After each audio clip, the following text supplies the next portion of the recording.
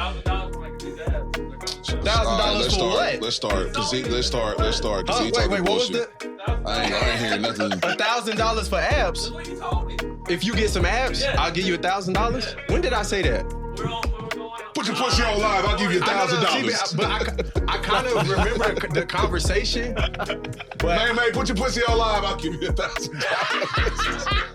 Hey, the camera's good. The camera's good. put your pussy on now. I give you $1,000. Pussy on live. I'll give you $1,000 right I now. give you $1,000 right Right, I'm now. saying, come on, what do you think? Come on. Hey. Shut up. Go ahead, Jose. Welcome back to hey. Back in the motherfucking field. Back in this bitch. Back in Nash. That's nothing but Memphis, baby. Hey, that's what we do. And then past that road was the hood. Fuck the op. He said, "Oh, you want a shot?" I said, yeah, nigga." In the city, fuck with me. Now I gotta fuck with the city. Light it up. Light it up. Welcome to the Raw Room. Easy.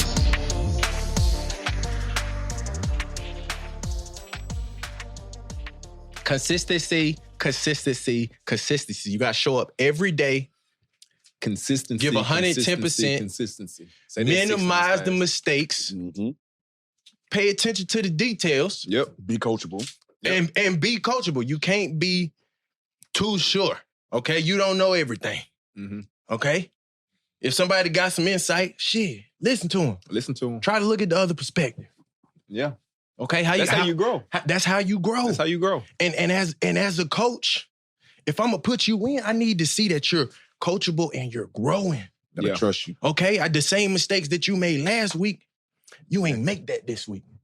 I You got know what I'm trust. saying? It's we on the different problems, bigger and better. Like, okay, now we got a train of thought.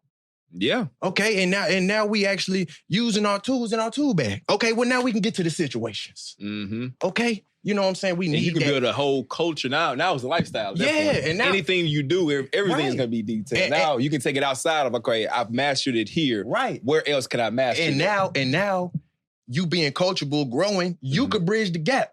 You could help your brother out.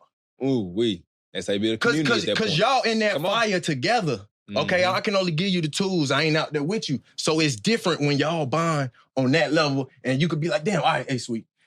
When he rolled down, Mhm. okay, he gonna be playing outside leverage, and he probably got the flat. So you Are you even listening? work that corner route. There we You go. feel me? Yeah. Okay, and then make sure you stay on the safety a little bit, so he stay on his landmark.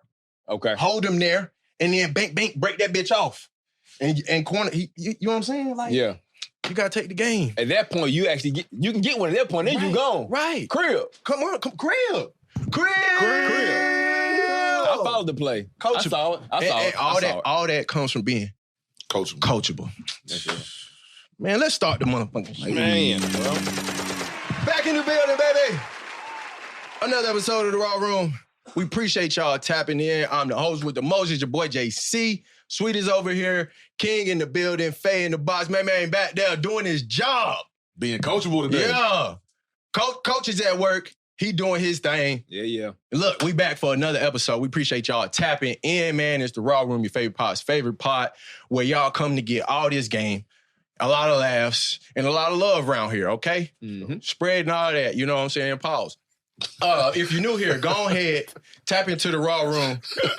Hit that subscribe button over there on the YouTube, baby. Literally 2 minutes. Hey, But go ahead. hey, Couldn't it's even not, make it it's, 2 but, minutes. but it's not that type of room. You feel me? It's not. It's not It's that not. type of room. And roomies, y'all know what time it is, man. Pay the rent. Come on now. Pay the rent.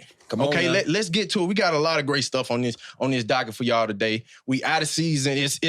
We going into our third weekend with no football. Tough out Y'all here. really counting too. That's crazy. Yeah. It hasn't been, it Yeah. hasn't been through. This You're the- right. This the big Elizabeth. one. This is the big one.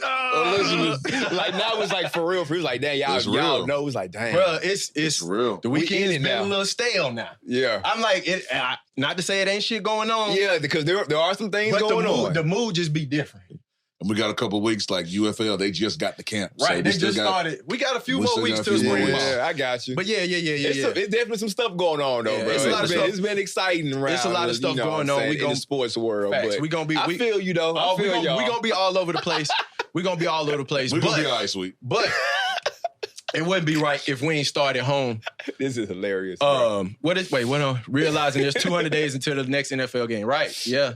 How long was this go? A week ago? Yeah. So we probably at what, like 190, 192 or some shit like that, 191. Oh my God. We getting cooked right now, so bro. hard going through it. 30 man. more Sunday. Golly, bro. Stressed. Bottles on bottles. Shower on, King. Shower on. Y'all crazy, man. Yep. Yep. Damn. Funny. Damn. That's funny. Yeah, exactly. All right, man. Anyway. But yeah, so we're going to start it at home, man. We're going to be all over the place, but starting at home. Interesting. Some news here. Coming from the basketball world, Anthony Edwards has some words about Memphis. What did he say? What did he say? He said, go ahead, Sweet, go ahead. when we go to Memphis, I'd be like, damn, them shits be dirty. I walk into a Memphis hotel one time and had stains and shit on the bed. Memphis, shout out though. How you gonna say all that and then shout out at I the just assume that's how you said it. I assume how I said it. You know what I'm saying? That's how you talk. Yeah, that's how you talk. Yeah, he cool. He But was how you like, gonna throw a shout out? you know, No, right. That's somebody said that's actually nasty. That's nasty work right there. nasty work. So this is okay. I ain't gonna lie, I did see these posts right here. They was like the hotel, like you would think that the hotel that they stay is like the best hotel, but I don't think they stay at the best hotel. They don't do Memphis, that. though. They don't do that. They do not. They don't do that. Because I like where they stay. I'm not gonna make it hot. That's not the best hotel in Memphis. I know that for a fact. Absolutely. And then what Draymond said something about the hotel. Oh, he said Ant was pretty blunt about it. But yeah, we had an issue there. We used to stay at one hotel in Memphis, and this days back, but they stopped going over there because they would have the sprinklers come on in the rooms and drench all their stuff. What? And then not doing to see that's crazy as hell. Like I said, bro, I know for Memphis. a fact they didn't stay. Memphis. A lot of hotels in Memphis. Memphis, Yeah, they do, but the ones that y'all they Memphis stay- niggas, bro. But listen. First off, I got it from the city because there are some nice hotels It there. is. They don't stay at them. It is I a know nice for a spot. fact. No, It come, is. listen. There's Memphis, two. man. We have one 5-star that is legit. I mean, you can Google it. I don't want to make a hot dog, because that's where I stay. And then you got the new joint that's over there by Cooper Young. Okay, yeah, The yeah, Memphian. yeah. They're joint straight too. Yeah. You just gotta That's get the one the with right that, room. The Memphis, room though. man. They gotta get the right room. That's but the one. That's the one close over there by what was that, Crosstown or something? Yes. Yeah. Yes. That's a nice That's one. I nice like joint. that. I Where like they that. stay. That's not that. Where they say they stay at? Yes, bro. Look, The Hyatt Centric. on Bill, fool. That's not but they stay there because it's right there. Like That's terrible. they used to stay at the Westin. That's right across the street. That's a little bit better. Yeah, but they right. But it'd But be too packed. It's in too that busy over there. You in the It'd be epicenter too of the city. Like Yeah. you don't want to. But yeah, that's not whoever said that's a no, bro. They do not stay at the best hotel in Memphis. Bruh. That is not true. So everybody just not having good dealings with Memphis and our hospitality, goddamn. But like again, that's your choice though. I feel like, bro. Nah, I yeah. don't know if it is their choice or not. A lot of I don't know if it is no, their see, choice. but that's I don't know. The organizations pick where you stay. Okay, You know what I'm saying? Yeah. So it's Well. like I don't know what the reasons are because it's like, bro, Right. Yeah. get And like, a honestly- damn nice hotel, bro. What the Yeah. fuck? There are nice ones.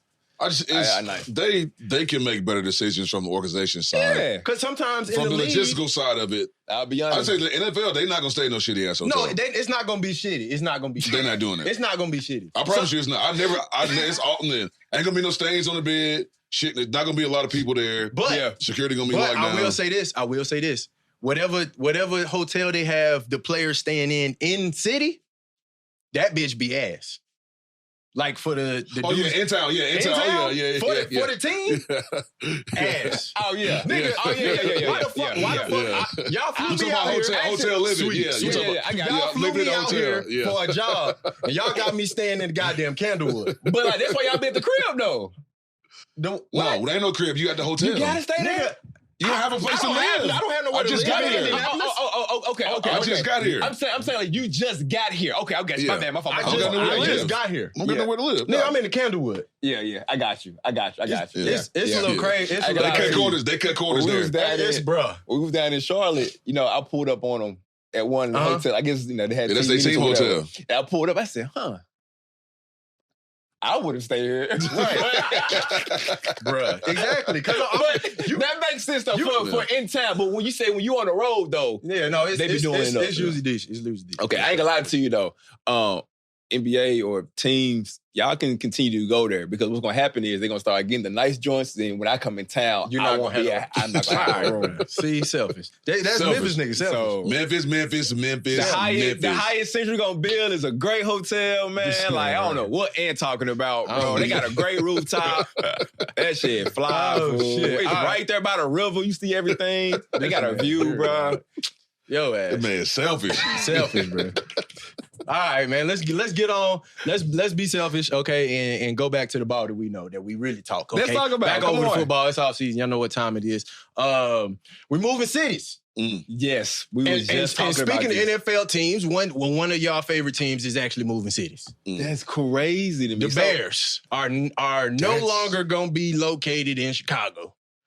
They picking So up they just bag. before we get Go to ahead. Like, is that official? I need to know. What? Break this down, Faye. Break this down. Yeah, so I don't think it's confirmed I don't yet. think it is And, either. That's you why I know, asked you. our- Okay. Yeah, our Big resident talks. Bears correspondent Drew was saying this happens pretty often where there's kind of this I didn't- threat That's of what building a Drew new said. stadium They have to outside the city. They have to threaten the city, right? They got to put pressure on the Because city the for mayor- the city to do right. The mayor I saw recently, I'm not sure if we had that. He actually was like, "Yeah, nah, we not, We're not doing that. yeah, we like well, fighting for it or whatever." That's why I That's asked just her gas earlier and if it shit. was like, I That's said, gas was and this, shit. was this, I don't know. was this official? I don't know. But I'm saying they've got the lot where if they were to go to Hammond, Indiana, they know where they're gonna go. If it were to happen, Oh yeah, they already got the shit. the lot is already picked out.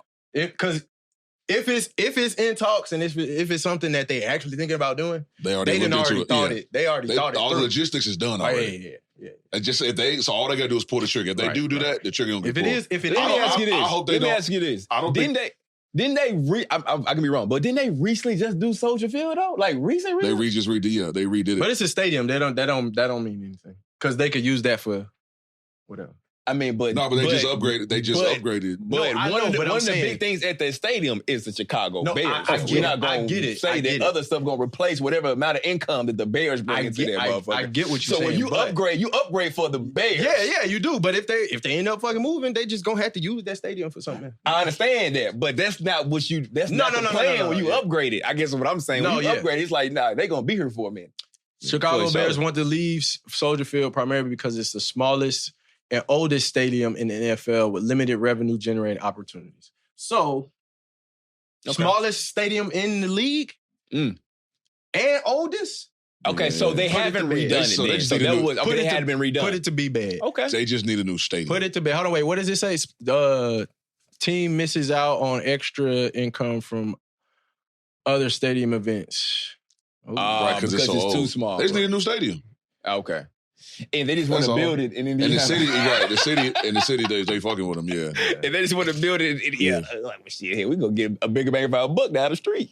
See, but not You know, for and nothing. also the organization, they don't have much control with the stadium because it's they're tenants under the Chicago Park District. They don't Yep. own it, so they can't It's they the city. can't pull any upgrades on their own time and shit like that. Yeah, it's the city. It's the city of Chicago. Yeah. So business wise, The Bears. it The does Bears. make sense for the Bears to make that move. This is what it sounds like. It was The like, organization, hell, yes. we'll be Yeah. able to do more. We can't do nothing messing Right. with y'all. And not The for nothing, Indiana Bears. Not for nothing. Indiana, That should be Indiana crazy. got like I feel like it's a lot more space out there. Because when I was in Indy, it was like the training That's facility crazy. that we be at. Faye, that's crazy. There's a lot of space out there.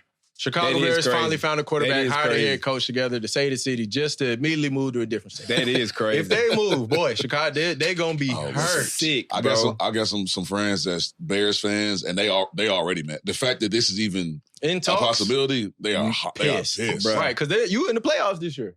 That's you was crazy. just in the playoffs. The Bears over the last 106 years, 0 4,000-yard passers, one relocation to a different state. That It's is crazy. Damn. Man. Jay Cutler never threw for 4,000? Jay Cutler. Jay, Rexy, Never. I don't Sexy think Rexy. so. I don't think so. And Caleb didn't throw for 4,000 this year either? I'm weak. Damn. Okay, well, shit. Speaking of You team, moving it, I guess. My bad. Yeah, Right, all right, no, go you ahead. good, You moving. speaking of teams, moving on to new things. Mm-hmm. The Titans logo redesign, new logo redesign has leaked. Trash. And Bruh, I can't believe it's this some made- changes. A lot of people feel a way about it. You know, they took away the flames. They made it look it look a little different. It look a lot of different. Well, they try to go back to the Oilers colors, right? Which is cool. Which is I like that. No I like problem. That. I like that. But just do it with the logo you already had. Yeah. I mean, I'm not mad about the logo. I'm not mad about the logo because not for nothing they and you know, correct me if I'm wrong. They took the flames off the logo because now they got all the ball coaches. And they need the logo to be ball matching. I saw that post. No? All them folks got the ball. No, they got the logo bald now. And the whole staff. Top just like off. the staff. Jay-Z, you a fool, bro. The logo top off. The whole coaching staff top off. Like, come on now. Oh, bro. You that feel is me? funny. Look, we trying to turn the city out. You I are ain't gonna lie stupid. to you. bro. Hey, King. I didn't think about that shit, bro. I was wondering why this was really in the notes. I'm like, why is this in the notes? Hey, But bro, you this just wanted to nigga- get Hey, that off. yeah. No, I cooking didn't that even up put this in all the day. notes. I didn't even put this in the notes, bro. Hey, bro, that's like his profile pic. Nigga. He can coach. Look, ball Hey, his fish. profile pic can coach. I'm ball fishing. I'm pro ball. Okay. Oh, Hey, my yeah, his God, profile bro. pic can coach. I know I got dread, but I'm pro ball. You know what I'm saying? Hey man, Like, we need shit. we need a graphic with JC with a Titans. Got to. his profile pic Hey, with a bro, Titans quit shirt. playing. Right there, the next little Look, swerve. listen. And the only thing left to do for Tennessee, and this will send them over the top. It'll just be one of those situations where it's so different, it's gonna propel them to success. Okay. Shit, the whole team go ball. Fuck it. Oh, okay. Everybody top Oh, off but- in this bitch. Yeah, that ain't happening. I'm just telling you, it's Man, one this of league- those things. If you buy in, Go all the way. Everybody got the At roof. least everybody on staff. shit, or Cam. No, he's not gonna go ball. He not gonna damn, do they that. already done did it. See, come on, bro. Bruh. They did Bro, they're not wasting. we They're can not start wasting here. no time. We could start here and then we could go. Look, so all funny, right bro. now. I ain't gonna lie to you. I do like the new logo, I'll be honest. I'm not mad at it. I'm not mad at it. I like going back to the Oilers colors. Love the colors. Yeah.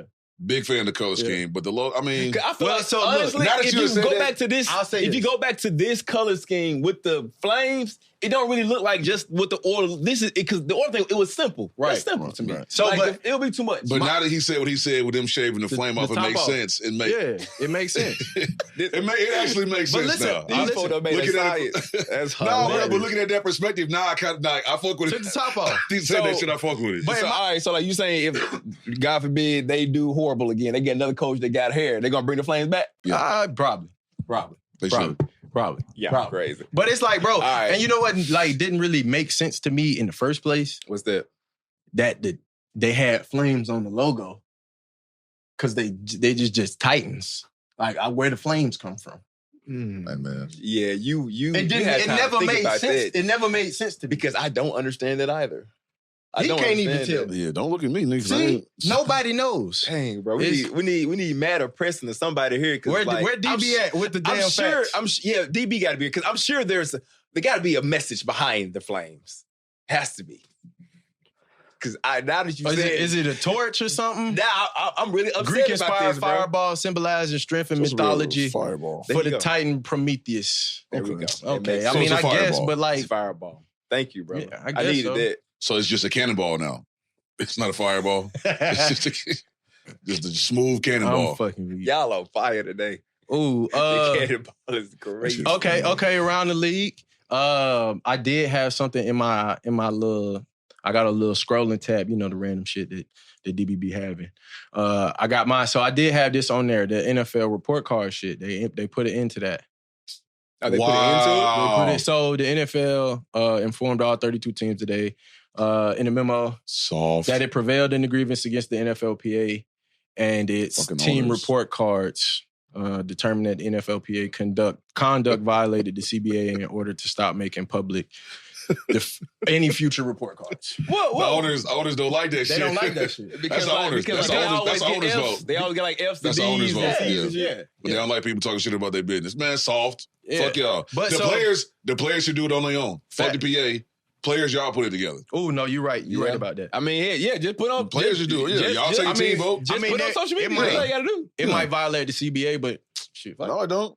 As long as it violates CBA if the PA does it. But the players part of the PA. No, they can do it without the PA. They don't need the PA. They can do it on their own. Why is it in violation? I don't understand that. Because that's whatever they voted. The agreement was. That's what that long shit, that shit right there. Right, all but that. that's like when it's like actual official. But they talking about like they don't want it on social. Like you can't just say, hey, y'all, I've been in this organization. It is trash. You can do that on your own. Right. You just give a grade on your own. Yeah. Yeah, that's what I'm saying. They can do that. To your point, King, just do it by ourselves. Right. And I was and the note that kind of correlated to this that I had was I was watching Tyrant's pod. What's it called? In the Bayou. In the Bayou, right. And he was talking about, coming into the league and, realizing that the facilities are way different in college than in the NFL. Yeah, a lot of them schools, it's a downgrade. Right. It's a downgrade. Shit, coming from LSU to the league and shit like that. So, he was just, talking about like how the owners, what I'm saying, like as far as the facility goes, they don't really put a whole lot of money into that for real. So not all. It's not, every team's different, of course, but as a whole, collectively, the majority, I don't think they do a good enough job of, equipping their team with the best stuff for them. You know what I'm saying? They be like, we can cut corners here because they go train over there. Those are real and all that shit. Yeah. They cut corners. Every organization cuts corners somewhere. Right. Some of these teams have been in the family for 100 years, and that's what it looks like. It looked like 100 years ago. Talk about the facilities. Yeah, I mean, it's true though. But that's like ending the report cards.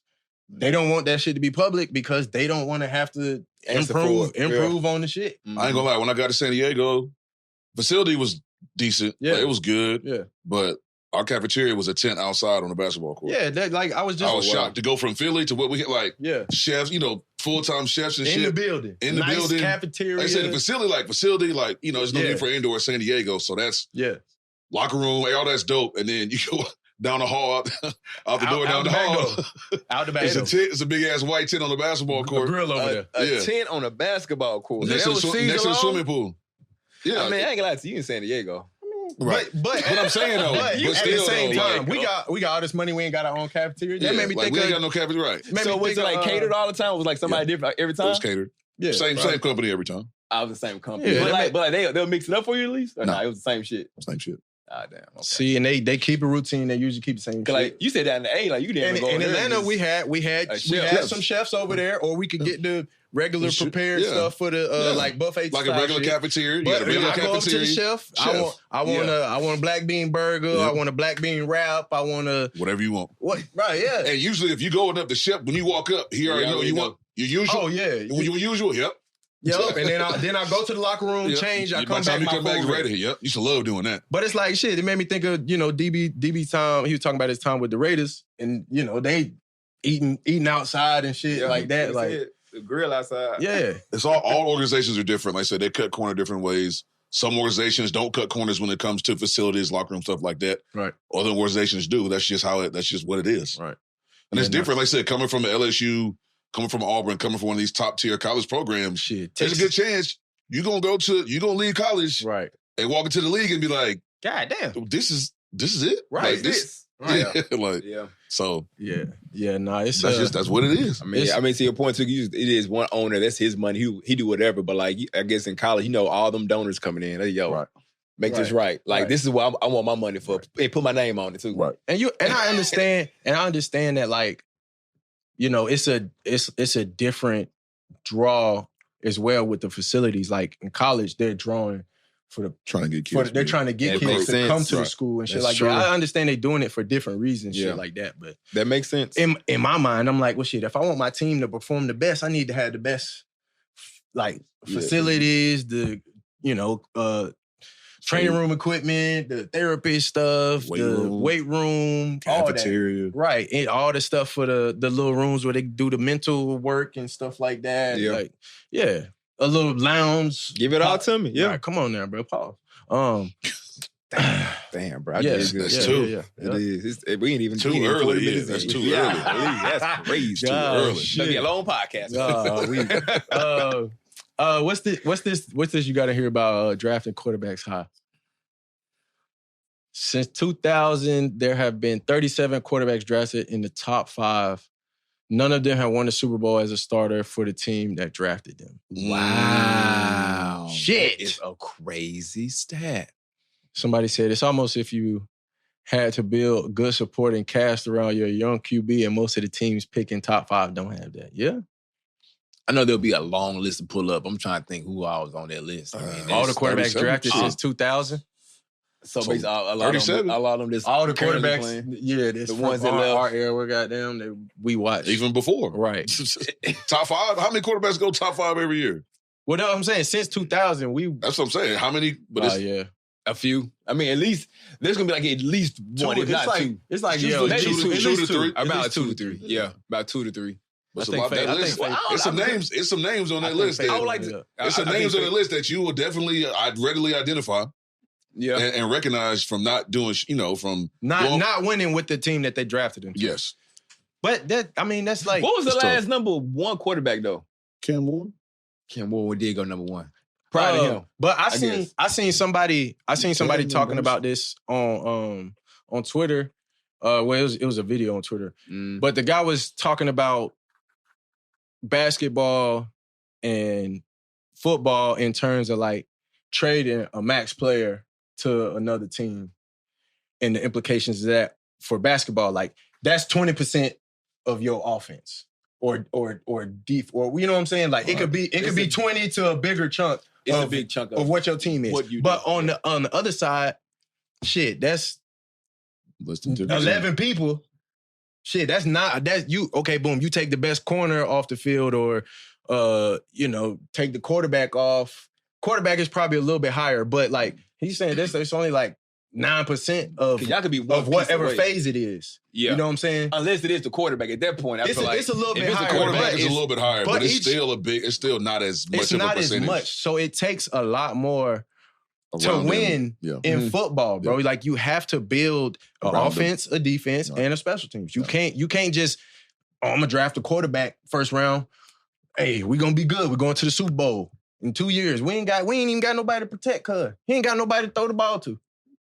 Yeah, you're right. You know what I'm saying? I was trying to make an argument for the quarterback case by saying like they still touch the ball the most. They do. Anybody in your squad. But it don't matter if it's a top quarterback or shit. Aaron Rodgers at the Jets, Cam Ward at the Titans.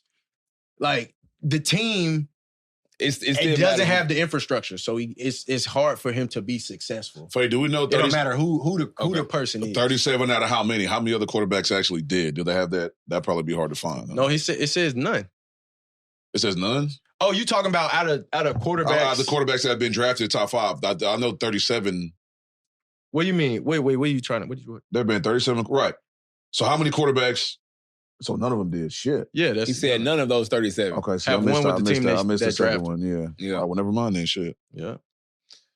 I still kind of want to see the list, but I think he. Okay, so this is according to this AI overview here. It says since 2000, approximately 4 to 5 quarterbacks have drafted in the top 5 and won a Super Bowl as a starter overall. Okay, Eli, Aaron Rodgers, Matt Stafford. Not with the team he drafted him. That's not not the team that drafted him. Not the team that drafted him. But this one here just said just won a Super Bowl. It doesn't necessarily say just period. Exactly. Just won a Super Bowl. I'm talking about if we correlate the last 2 lists, okay. It's just Yeah. So Eli. Because Eli, Aaron, and Pat. Yeah. Yeah, Eli. No, Pat was number 10. He wasn't top 5. Oh, well. Aaron wasn't top 5. I said Aaron was 24, so Eli. Well, so it stands. It's still staying there. Yeah. Aaron Rodgers was 24, it says, right? Mm-hmm. So Eli's the only one? No, Eli and Eli's the only one that got drafted by his team. That won his team, yeah. Eli was drafted by the Chargers. Oh, that's right. That's the trade. Damn. A draft day trade. Yeah. A draft day trade. That's why right. niggas forget about it. That's right. He said he wasn't going to play for the Chargers when I forgot about that shit. Well, yeah, damn. Nobody then. There we go. Not a one. Yeah, because Aaron wasn't top 5. Remember, Aaron waited he waited to go late. Yep. Mm-hmm. Shit. Well, that does stand. That's a good stat for your ass. That's a stat for your ass. All right, well, shit. Speaking of stats, let's go and keep it in the quarterbacks. We got a TB12 stat. What is it? Tom Brady won 3 Super Bowls before losing a single playoff game. Before Brady ever lost a playoff game, What? Brady had already had more rings than the 26 NFL franchises. Oh, damn. He won 3. All right, well, I guess he did win. Yeah, if you don't lose, you go to the Super Bowl, you win. Shit. There you go. There you go. There you go. King, you funny as hell. Oh my gosh. It do That's be. a stat, That's one of the boy. stats you don't think about. Like you don't think about it like that. So you think, then you think like, yeah, That's crazy. Hey, this. Like, man, that's That 12. man had Nigga. more rings. I mean, 'cause that's true, because he had 3. Yeah. Like, franchise high is still 6. 26. That's 6 teams on the Super Bowl ring list, and then Tom Brady. Yeah. And the rest Not another team. Not another team. A player. Tom Brady. Tom Brady. A player. Bro, that's why, bro, like yesterday we having that conversation. Folks keep trying to use that and be like, that's Tom Brady. Nigga, you lost to Tom Brady. It took a goddamn Hall of Fame head coach and a Hall of Fame quarterback To do goddamn, some unreal, some unheard some of out of shit world at the shit. time. A Yeah. second ballot Hall of Fame coach. Ooh. Which is That's crazy. disrespectful. But ain't it crazy, though? It's disrespectful. Disrespectful. Just- It's as much outrage has surrounded that topic. That's crazy. It's all validated. Because what the fuck is going on? It is. You're right. Yeah, what are we talking What are we about? And it just talking made me mad all over again. What are we talking about, bro? Like, Oh, my God. We like stats, but that shit, write up a stat on that shit. Yeah, It's man. the first coach to ever be snubbed and have literally more accolades and accomplishment than any other coach. any other coach that's ever coached. Period. And probably will coach for a long fucking time. That's like Nick Saban not being a first ballot college football coach, going to College Football Hall of Fame. It wouldn't make sense. The math don't even make sense. The numbers don't make sense. Right, they don't even go together. Yeah, bro. Don't go Don't go together. together. Like, gotta get that shit together, because what is happening? Why is the committee so flawed? I'm a.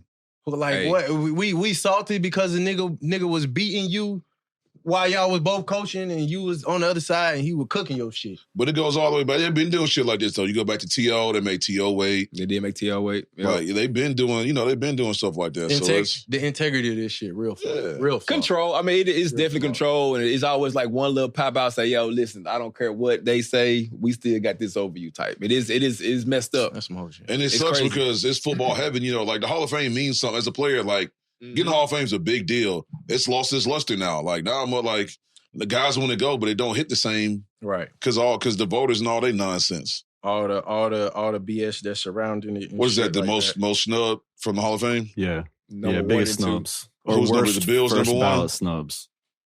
Bill Belichick was number 1. Yeah, Of course. Yeah. And T.O. number 2. T.O.'s 2. T.O. Bill Walsh. Oh, Bill Walsh wasn't first. He wasn't first ballot? Was not. Oh, yeah. My nickname was the Genius. Come on, bro. Okay, Frank the Tank. Yeah, buddy. Okay. That's straight hand. Strahan didn't go first. Yeah, they've been bullshitting. Yeah. Damn, Gibbs, this list is crazy. Strahan is crazy. Chris Carter. Night Train Lane. Oh, yeah, they wildin'. Oh, bro, I could have KG. sworn he was up in there. No, he just wasn't first ballot. Marvin. Yeah, but I say They've been bullshitting. Yeah, they've been bullshitting. Yeah, it's ugly. Okay. It's ugly. Yeah, they've been bullshitting. All right, it's up to par. Madden? That next name was crazy. I He didn't wanna wasn't say first that out ballot? loud. I didn't want to say that first out loud, but that's crazy. John Madden, not first ballot. Greatest regular season winning percentage amongst coaches in the last 100 years. NFL Hall of Fame, get y'all shit together. 100 What the years. fuck are y'all doing? That's crazy, bro. 100 What are y'all doing? 100 years, bro. How long the league been around? Shit, 100. What are y'all doing? We ain't hit 175 yet, has it? What the fuck are y'all doing? Get y'all shit together. Get that together, bro. This is bullshit. 106. We at 106, bro. Yeah, What are we talking about, man? See, that's why this is why people who don't play shouldn't fucking vote. Because they don't know what the fuck they're talking about. That is a point. People that don't play Shouldn't shouldn't vote. have a vote. You shouldn't have a vote. Because you don't know what you're talking about. That shit crazy. Mm-mm. I think one would argue though, because here's the thing: who created the Hall of Fame? Was it players? Was it a player? That's a great question. I feel like if it's the thing where, they created it, from a marketing aspect, shit, they can do whatever the hell they want to do. I'm just... That's a great question. It's still messed up. It's still messed up. That's the selection committee. He talking about just itself. Like, when who did it even come created into the Hall of existence? Fame itself? That's what I'm saying. Like, who even coined the term? You know what I'm saying? Who's responsible? Yeah, who's responsible? Who was a brainchild? Anyways. That'd be a great... I feel like that's a trivia question. Homework for somebody out there in Raw Room Academy. Bring back that essay by next... the comments is going to Tuesday. Oh, yeah. They're going to have... Somebody going to be in the comments with it. Uh-huh. We just got some stuff. Shit, DB might be in there. DB probably saying, know this shit. Hell yeah. All right, Coach, damn. Relax. You're the historian, okay? Bro, he pissed right Established through a dedicated campaign by Canton civic leaders, local officials, and community fundraising. So Canton... Oh, so that's... Hold on, wait. So people out... It was not founded by a single person, but okay, yeah. But it was a collection... They talking about the actual it was a collection of people in the community, i.e. meaning some people that probably never even played the game. They were possible. Fans. They were fans first. They were fans first, potentially. What? So... But still, you got... coming up with the idea is fine, but then put people on the committee that actually played, were coached, that were involved in the game. We need to take this shit over is what's on... Yes. It's time to... All right, bro. Like, man, you might not necessarily play, but you've been involved. Right. You've been in the organization. You've coached. Mm-hmm. You've been on the administration. So, the other side of it, like, you've been involved in the game of football. Not necessarily not just having played the game, but you've been around. I'm pretty sure that they, there must be a way to be a part. Like, I'm pretty sure, you have to, apply maybe, or they even send out an invite. Bro, that committee shit is full of a bunch of non-. They full of a bunch of non-. You got to get buddied in. It's a bunch of non-ers. You got to get buddied in, you think? Like, period? It ain't off for, it ain't no application process? That's how you get a coaching job. That's how you get a goddamn assistant job. What does that say, Faye? That's how you get a job. Resume matters for those. But for those coaching jobs, a resume does matter. You're not getting buddy. It does. 4 to 8 new members. It don't. Go ahead. I'm sorry. Coaches' kids. They select 4 to 8 new members annually from 20 finalists, requiring an 80% approval. Yeah, a bunch of non-ers. Hey, coaches' kids, former players, it is a resume, but coaching experience type shit. It's front office experience. Right. A bunch of nepotism. Yeah. That's what I said. You getting friended in type shit. Mm. You're not. Hey, I know. Let me ask you guys a question, because you guys are saying, these reputable people should be obviously making these decisions, but the in the media, the story was Bill Polian and Tony Dungy were kind of behind the, Bill Belichick and Robert Kraft. Because it couldn't be. So these are the most, certified people that are kind of behind that part. And he said it earlier. The ones that, some of the ones that is fucking it up is some salty motherfuckers. Yeah.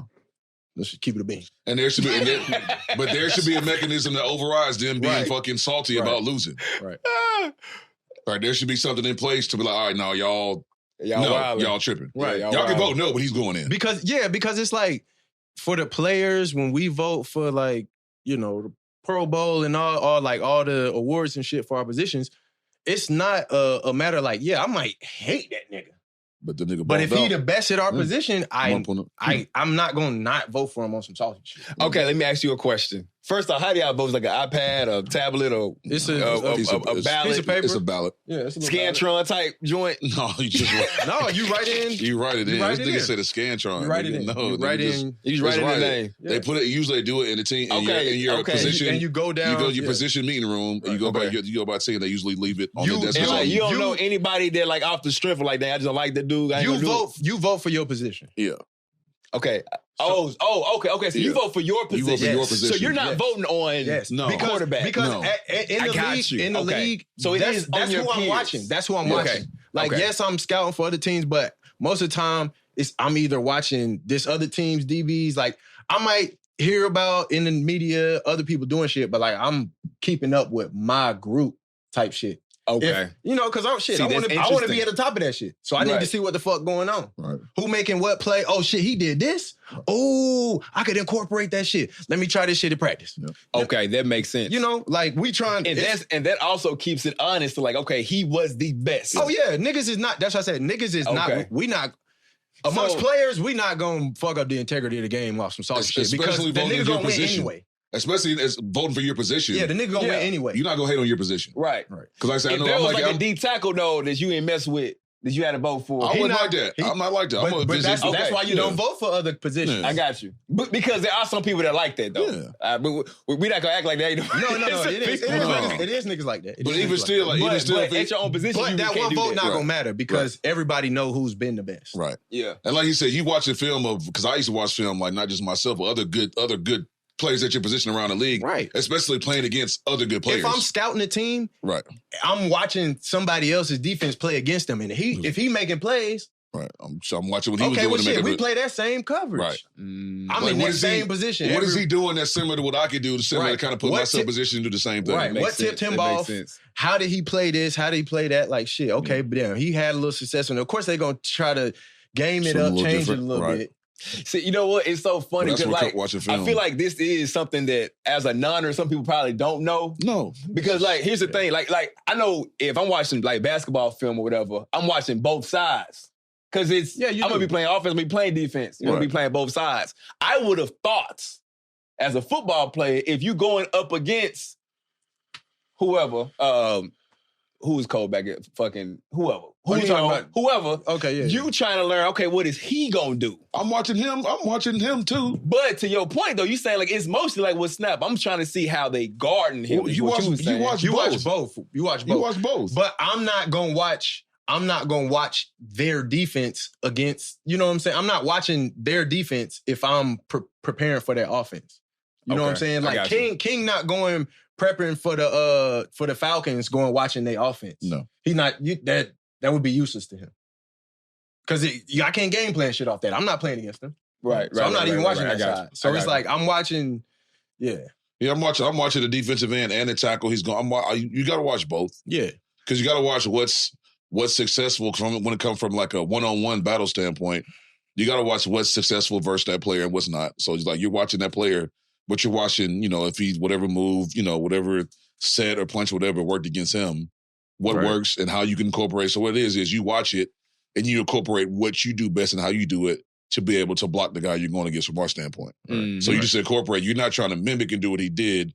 You watch it to see how he was successful against something, what he did to where, all right, he did this, so maybe I can try this. This is what I can do. This is what I do best. So let me try to do this my way to help kind of, minimize, the guy's pass rush moves or how he plays a run on first down or second down, stuff like that. Right. Raw Room Academy, y'all. Hey, quit playing, bro. We got to be able to incorporate that into your game. For sure. When you pulled up with Jamal, he taught you some stuff to incorporate into your game. Yeah. Come on, nigga. You got to be coachable. You got to be able to grow out here. You got to be coachable. Go to the top of the episode. Come on now. How to be coachable. Common themes out here. Okay, and this next subject is a big one, surrounding all sports, but hitting home in the football world. The story of Rondale Moore and his passing this past weekend. Tough situation, terrible, condolences to his family, prayers out to his loved ones and everybody that, had a relationship with him and, was a part of his story at some point in time. I know it's a tough situation, bro. It's been a lot of, loss lately. But specifically in our world, we've seen it a little more often than we would like.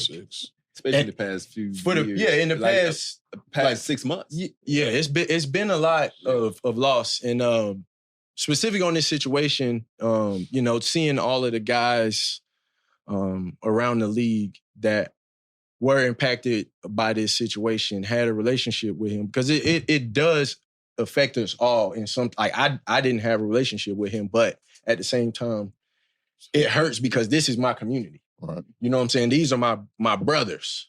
Mm-hmm. Like, even if I don't know you, I see you as a brother because we are, we are all a collective. We went through the same thing. Yeah, we are going through the same, in our own ways, we're going through the same thing. We're going through the same struggles. We deal with a lot of the same stuff. So it's a positive thing coming from this situation, as tragic as it is, but seeing all the people that had a relationship with Rondale and, you know,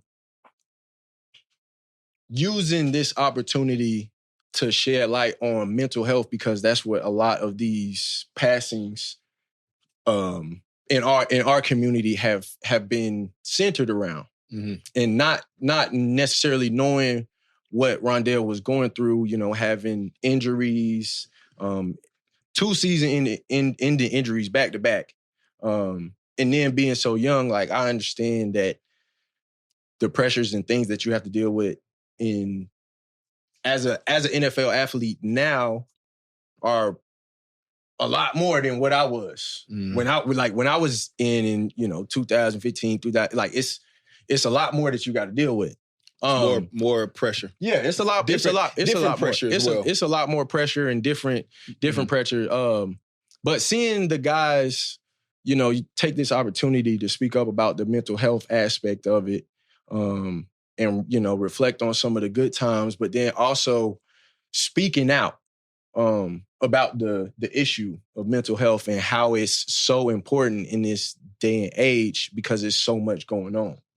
And it's not something as of like, you know, 5-10 years, it wasn't a whole lot of talk about mental health publicly. No. From the player side or even just the organization side, you know what I'm saying? It wasn't a whole lot of focus on that issue. Mm-hmm. And so I feel like it was, you know, not, I don't want to cut you off, but I feel like it's, you know, you said 10 years, it probably wasn't even a big issue just from a cultural standpoint as well. Right. Just in the masses, especially not for nothing, you know, in the black male community. Right. Especially not in like the past 10 years. Yeah, so, no, I agree. But continue. I agree. I don't want to cut you off though. Go ahead. It's developed at a really fast rate over, you know, the years of recent.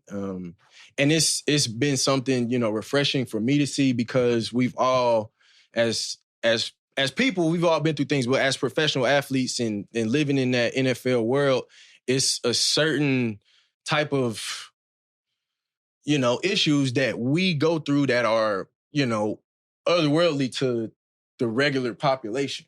They don't even see it. Clueless. They don't even see it like that. Like, it's not, it's something that a lot of people are oblivious to. Yes. Mm-hmm. And so seeing the guys, I want to say it was Crosby, Pitts from Atlanta, AJ. I want to see my boy ZP, you know, from Indy, and you know, he was over there in Arizona.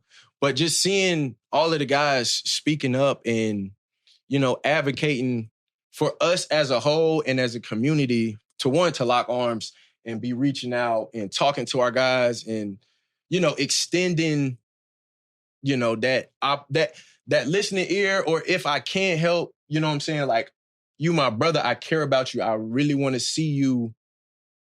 Like, don't care about that football. I want you to be okay. I want you to be good, yeah. You know what I'm saying?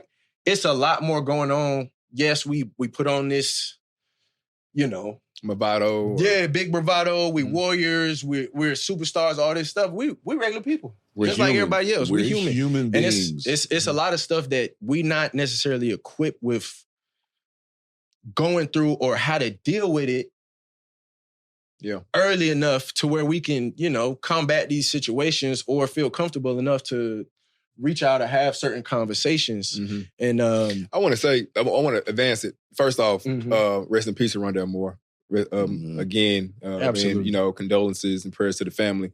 I want to progress it though, because I think you're making some valid points. I do think our generation specifically, I'm talking about the millennials specifically, we've been through so much over just our lifetime that we've been able to recognize, oh, snap, all right, like, we do need counseling, right? Yeah. I mean, I think, bro, we've been through 9/11. We've been through the pandemic. We had some highs. Have a black president. We've been through an insurrection. We've seen so much. Yeah. A whole lot in a very, very small window. Whole lot. That eventually I do feel like, to your point, 10 years ago, like, I feel like there was a point in time to where it's like, all right, yo, like, as black men, let's get together. And I'll say this, just as a friend to NFL players, and like knowing you guys, I got to commend the way that y'all do it as well. As a matter of fact, I got to specifically say Jordan Matthews. I'll just say him real quick. Like Jordan, one thing that he's done, to your point, like seeing people as people, not just football players. Like I joined, like he has a men's group that he meets with Zoom every single freaking Saturday morning. Talk to these gentlemen. About God and about the Holy Spirit and everything. And he's invited me. He's invited like just people, you know what I'm saying? Because it's something that we all need to recognize and say, hey, look, we can get this in check, but it does take, to your point, you gotta talk to somebody. Yeah. You gotta talk to somebody. You gotta talk to somebody. And you have to, and then for those people out there, like just normal folk, you have to make yourself available too. Right. Because I know it can be hard to have certain conversations, but you got to make yourself available to be like, hey, look, if you do need me, brother, I'm here for you. Right. Just so they are also aware. Because I feel like that's something that a lot of people go through. They're not sure. They're not sure. Like, hey, snap, bro, can I talk to them about this real quick? Absolutely. Or like, hey, yo, are you dealing with this or whatever? Right. Like, you have to be willing to, at all times, we laugh, we joke, we have a good time. We still men, we hold our own. But like, we also have to make sure that, yo, you good? Yeah. I got community brothers that just text me just on the fly. Like, yo, you good? I know you just had baby girl, but are you sleeping? Like, just questions, bro. Yo, how are you doing? You know what I'm saying? Because, as men, we are real quick to say, too, if somebody asks you, how are you doing? Right. We're real quick to say, I'm good, bro. Family's good. Right. Kids good. Right. I'm working. But we go straight to people that we got responsibility for. It's never like, I'm straight on X, Y, Z. We try to make sure our people are good. Yeah. And sometimes we kind of forget to be like, what's that? Am I straight? I've been in the same routine every single day for weeks at a time. Have I checked in with myself for real to know if I'm good or not? Yeah, no. And I'll say this too, like going back to like being brothers, that's one thing that, we consider ourselves being a brotherhood in the league. Like for us, it's hard for us to talk to anybody else outside the league like that because they don't know what we go like. For us, sometimes, I can't talk to somebody that's not in the league because you don't really understand what I'm going through. Yeah, depending on the situation. Depending on the situation. Depending on the situation. So it's like, I know I can go to some of my teammates, but then sometimes you don't really know. He's got something going on. So our brotherhood within us being NFL players in the league, we have that conversation with each other. But a lot of times, a lot of guys are either afraid or don't really, you don't want to seem soft or seem like something's going on with your teammates. Hey. And then you try to go talk to somebody outside of your world of what you do. How can I explain what I'm going through to them when they won't even be able, like we said, everybody doesn't understand the pressures and stuff that we have being an NFL player. So how can I go talk to somebody that can't even comprehend what I'm going through? Right. Why would I even waste my time even trying to talk to somebody else that has no idea? So I think that's another thing that kind of, from our standpoint, players and former players, we're hesitant to reach outside help because how can I explain what I'm going through to somebody that's not been through what I'm going through? Right. Or understanding what I'm going through from that side. So let's say reach out to your brothers, guys, former players, active players, reach out to your brothers, man. Find somebody on your team, one of your old college teammates, somebody still in the league. Reach out to them, man. If not, reach out to somebody else outside of that. Just for us, man, we hate to see this. We are brotherhood for real. Like, we're combative, we're competitors, but at the end of the day, man, we're all brothers. We're all brotherhood, man. Check on your brothers, make sure they're good, whether it's position guys, former teammates, guys you played against, whatever, but wherever it is, man, reach out to somebody, check on you guys, make sure they good. Shit, a coach, any of that, bro. Yeah. It's all family around here. So definitely, well done, JC. Definitely, you know what I'm saying, y'all. Our football family, you know what I'm saying. If you think about one of your homies or you're on social media, see something, hit them up. Just drop a little message, bro. It ain't even gotta be a long conversation. I just hollered at my boy Freak earlier today. I talked to him in a little minute, but he doing good. We send him a little video, a few messages back and forth. He doing all right. But it's like you gotta be, just take a little time out, bro. Take a little time out. Cause I know you miss your dogs. Yeah. If you're playing, like, it's not as much, but once you're on the other side, shit, this why we made this. So we could come up and talk. If you got some stuff, you've been at home, you've been isolated, pull up. How about, bruh? We just want to show a little love. And if you got something to talk about, okay, cool, we can talk about it. On camera, off camera, whatever you want to do, bro. We can go behind closed doors, just the 3-4 of us. Mm-hmm. And if you grab want my to eat. What? We get a little drink, you know what I'm saying? And get some stuff out that we need to talk about. I had the same thing. I had one of my homies I ain't hit up, and it's been a minute too. I ain't gonna put his name out there yet, but I'm trying to get him I ain't talked to him in a while. He hit me up. Yeah. He wants to pull up. I already told Coach about it. I talked to Coach about it a little bit. I'll tell you afterwards, but one of my homies hit me up. It'll be a great guest to have on the show, but it's just somebody he's been through a lot in life, been through a lot in the league. Right. Shout out to my dog. You know who you are. I'm going to hit you back. We're going to try to get you to pull up, bro. Right. I'm going to come see you too, but I'll let y'all know afterwards. But yeah, it's like I said, going through that, man, like it's good hearing from guys you hadn't heard from in a while. Facts. Especially if it's somebody you know that's been through a lot, and you finally hear back from them, man. Like keep in contact with those guys, man, because you never know who's going through what. Right. And it's another situation. Had one of my old teammates hit me up, Z-Met.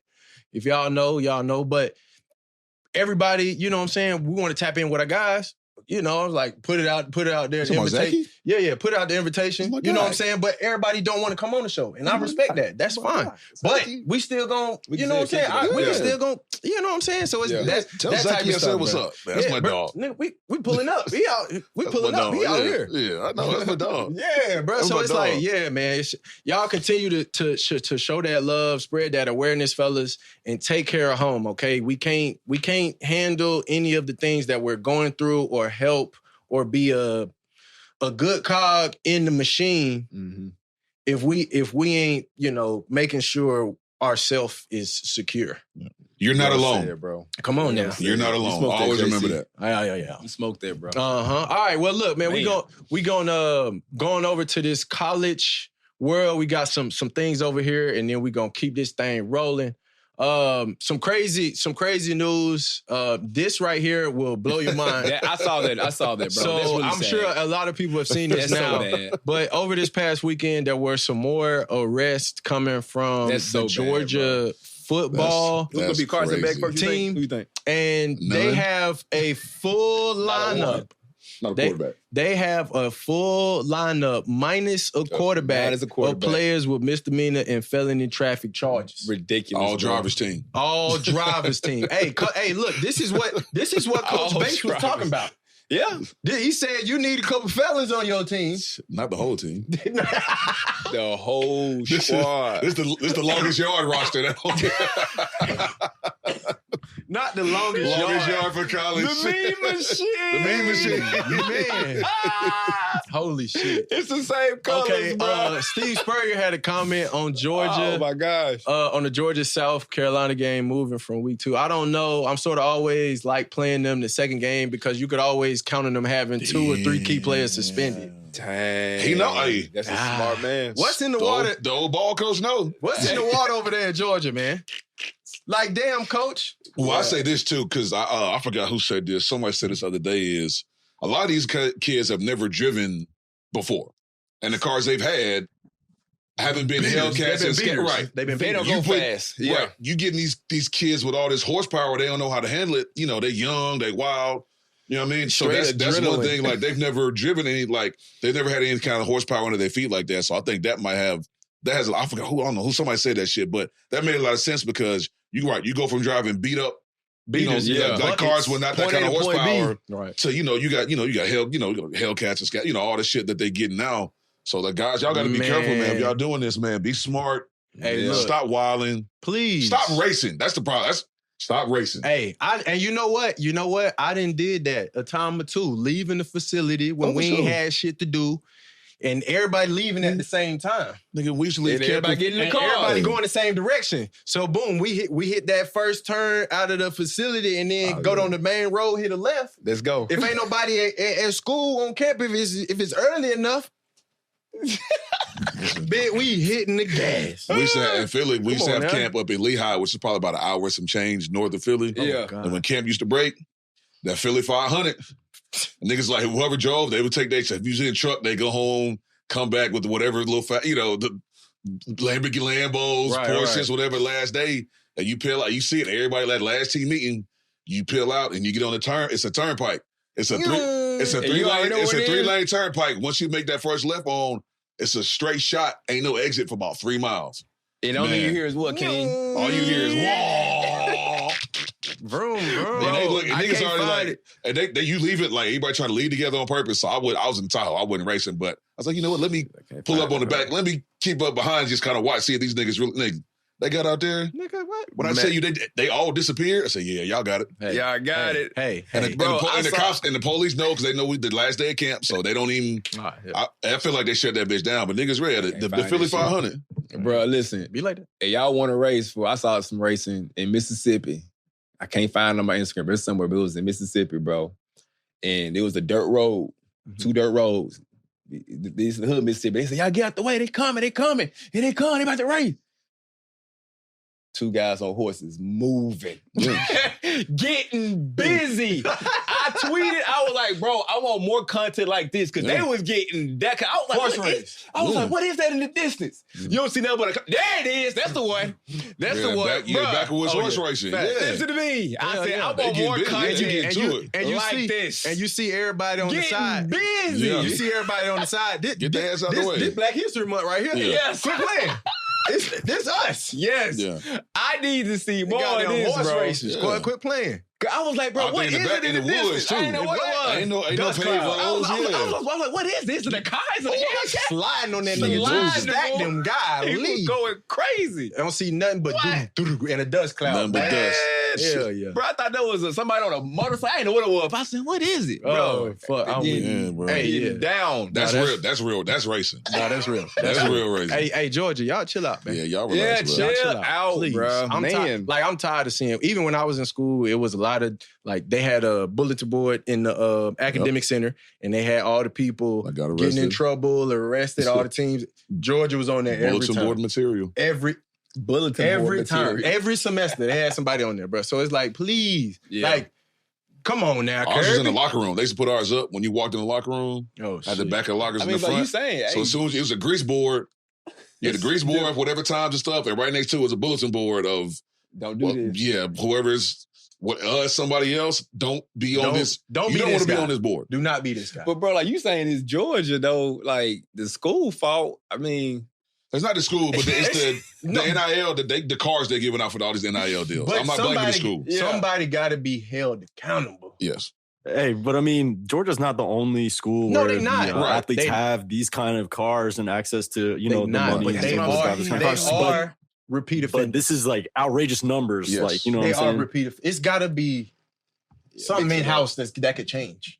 I Something. feel you. There's an underground fight club, race club going on in Georgia. Gotta be. So Gotta be. this is this has obviously been going on for a while. So a couple years ago, Kirby said that he would be using he'd be fining NIL money for That's how you do it. these kind of Oh yeah, charges. yeah. It's we getting to a point in college sports where it needs to them be pockets. fines for all type of disciplinary, on field, off field, whatever. Like fine, because in the league, That's what happens. on field, off field, late for meetings, I showed up with the wrong gear, fine. Hey, come here, you gotta sign. Come sign this.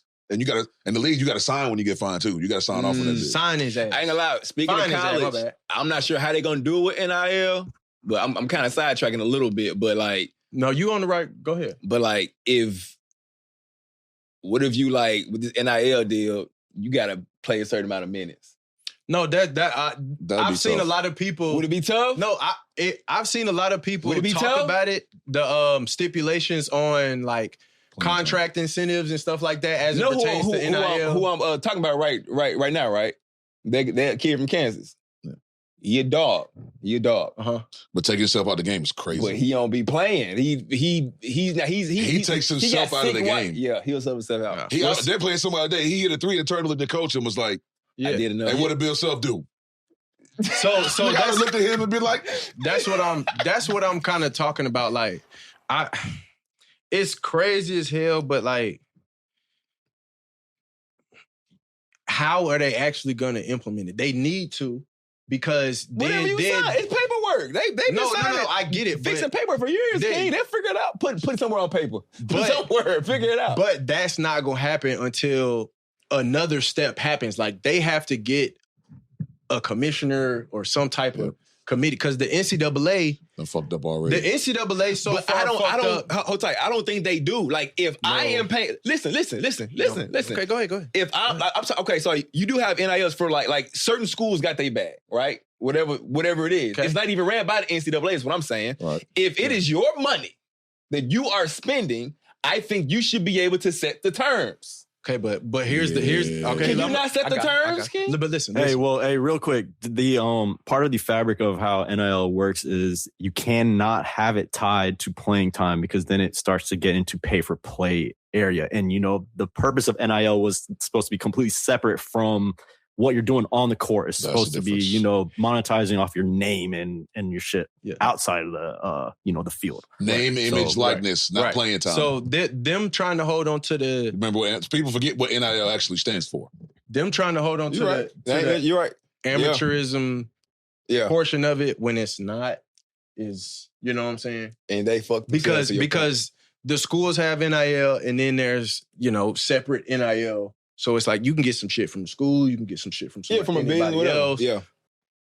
And like the businesses don't care. They're gonna be like, hey, I don't know what you do. I'm getting my money on the back end. I'm getting my marketing and my whatever. I'm getting what I'm getting out of the deal. I don't care because I can just get somebody else. I mean, I do feel like not for nothing for those kind of bags, image is important. And like not for nothing, if I have a business, I'm not trying to have. You can mess up money like that. I'm not trying to have right now. Like your name in the streets and it ain't really hot. Yeah.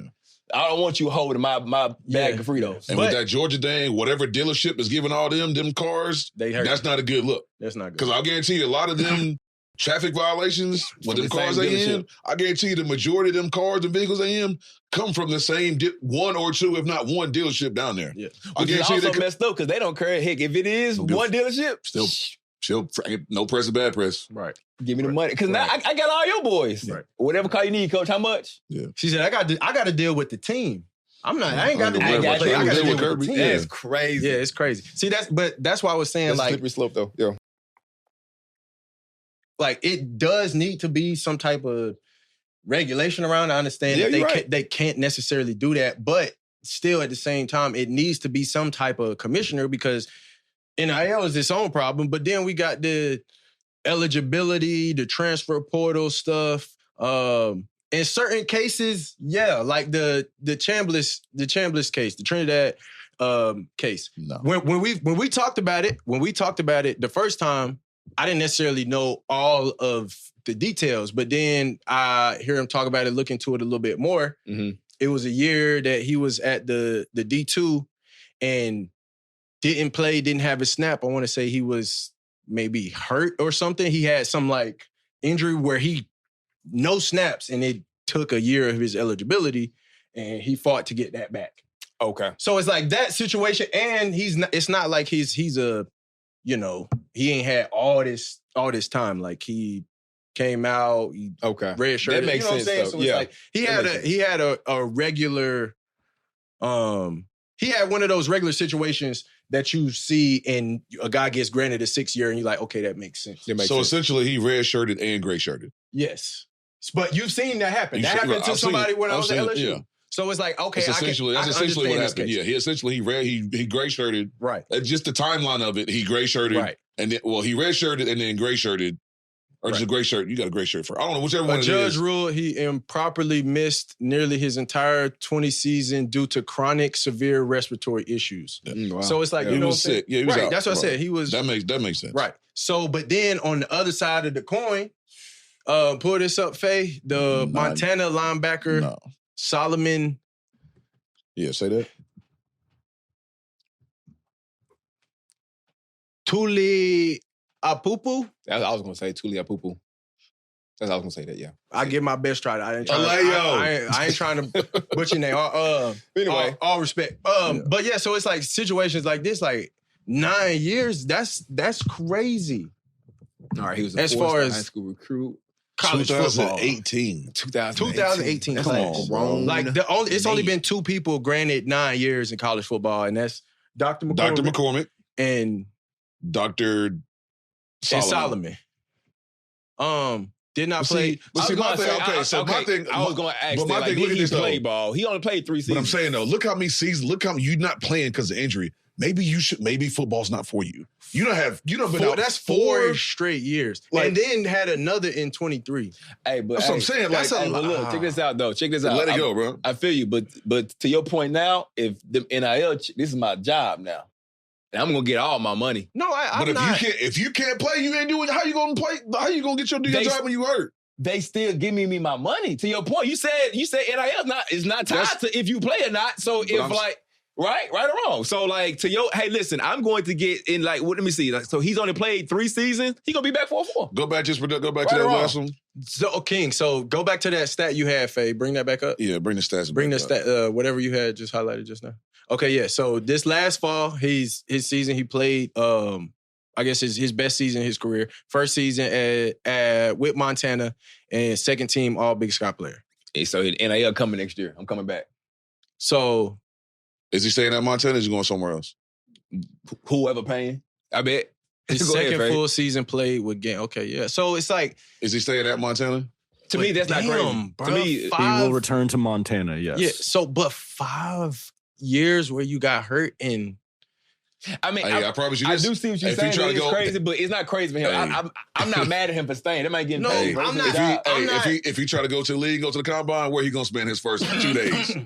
He going straight to the hospital. Hospital. He goes straight. Hospital. That many season injuries, you gonna Hospital. spend your first 40 hours at the hospital. and like y'all don't get it twisted. I'm not hating on Solomon. I'm just like me neither. Shit. I am. I've seen it happen to where guys have multiple season-ending injuries and they didn't get all these years. Okay. you see what I'm Okay. saying? Yeah. Like- back in the day. Yeah. The shit different now. I So see it's what like, you're saying. I had back-to-back season injuries, and now Hey, I'm just JC. out of football. Shit, you just part of that. Well, back in my day, go ahead, just say it. That Just say shit it. crazy. Go as ahead, hell, say bro. it. Well, back in my day. But my first 4 years, I'm hurt. Like, We've seen guys do that. God, We've seen guys do that and then not end up playing at all because you hurt your first 4 years. And they'll tell you, they should tell guys, bro, maybe you should think about football's not for you. well, but at that time, like, you haven't played for 4 years. Because you can't stay healthy enough to play. So it's Because like you always getting hurt. That means you getting you're hurt. That means you can't get through practice. You're not technically developing. Not to say that you can't, but like shit, Well, he after kicked 4 years? 4 years, or you got 1 season played in a 5-year span, like did not play at all. You can't get through So he practice. played a full season. He did play a full season at USC his 5th year No, that's why in college. That's why I said, well, yeah, in 5 years you But like, played and one then the next, season, and then the next year, what happened?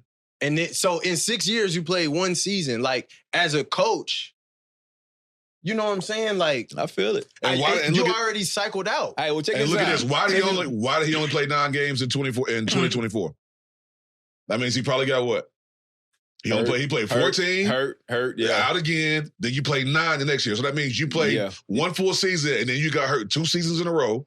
Yeah. You Well, he might not have got hurt at 24. He might have been like a special teams player. Nah. Games Come on, played. JC. Look at games played. Okay, but he's a linebacker. Tackles. he 13. was he didn't play in all the games because of an illness. That's the ill. same So it's thing. something. So you might hurt It's the illness. same thing, King. It's the Damn. same thing. It's the same thing. So really, you played in 1 full season in 7 years. Well, listen, I ain't mad at you, bro. Get your No, bread, I mean- cuz. I like, and this is the one thing where I do. It's a business decision at this point. No, Like, it is, and it's like I'm not just Um, like, Yeah, King. and football's not the he business. Football ain't the business for him. You're right. Well, NFL not the business for me. I ain't gonna make it that far. But if I can continue to get a check here to your in point. college, To your let point, me run like, this bag real quick. As long as they keep on giving me one. I'm all for guys going after their opportunities and stuff like that. Like Chambliss, this is a rare case. He has his eligibility because he hasn't played. He's been hurt.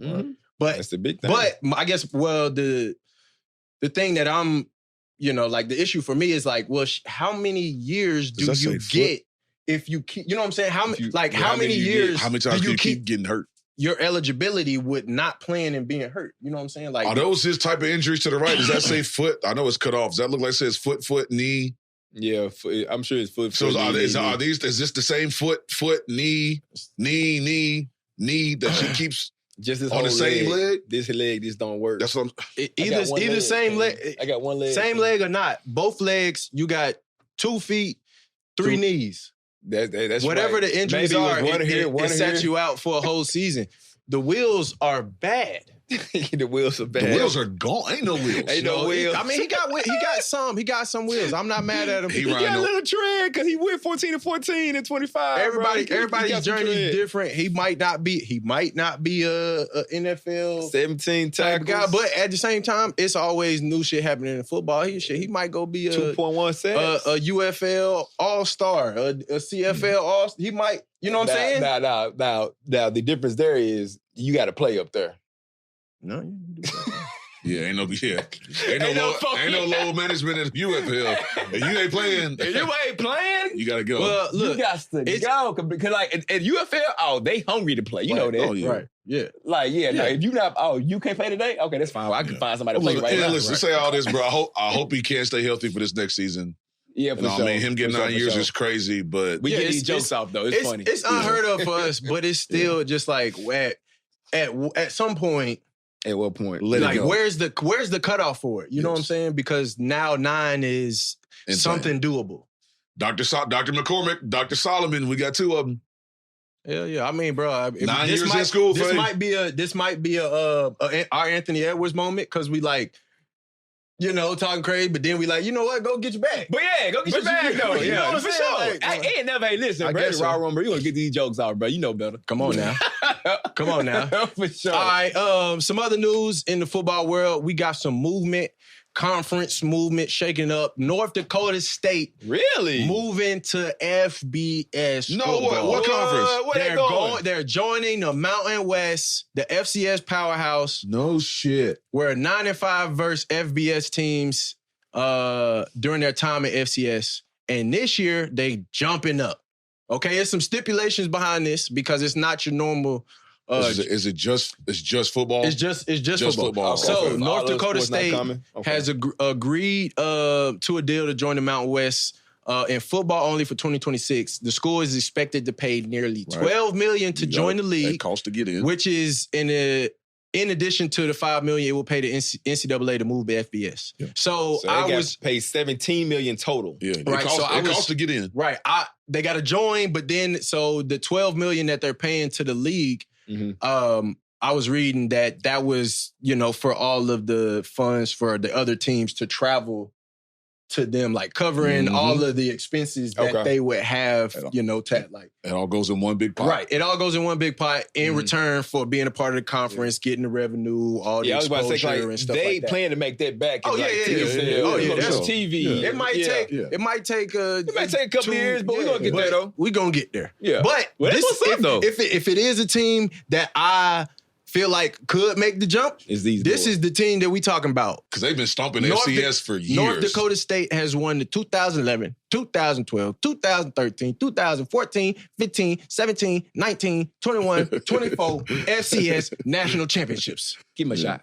National championships. They've been stomping through the FCS. Boy, what? Give him a shot.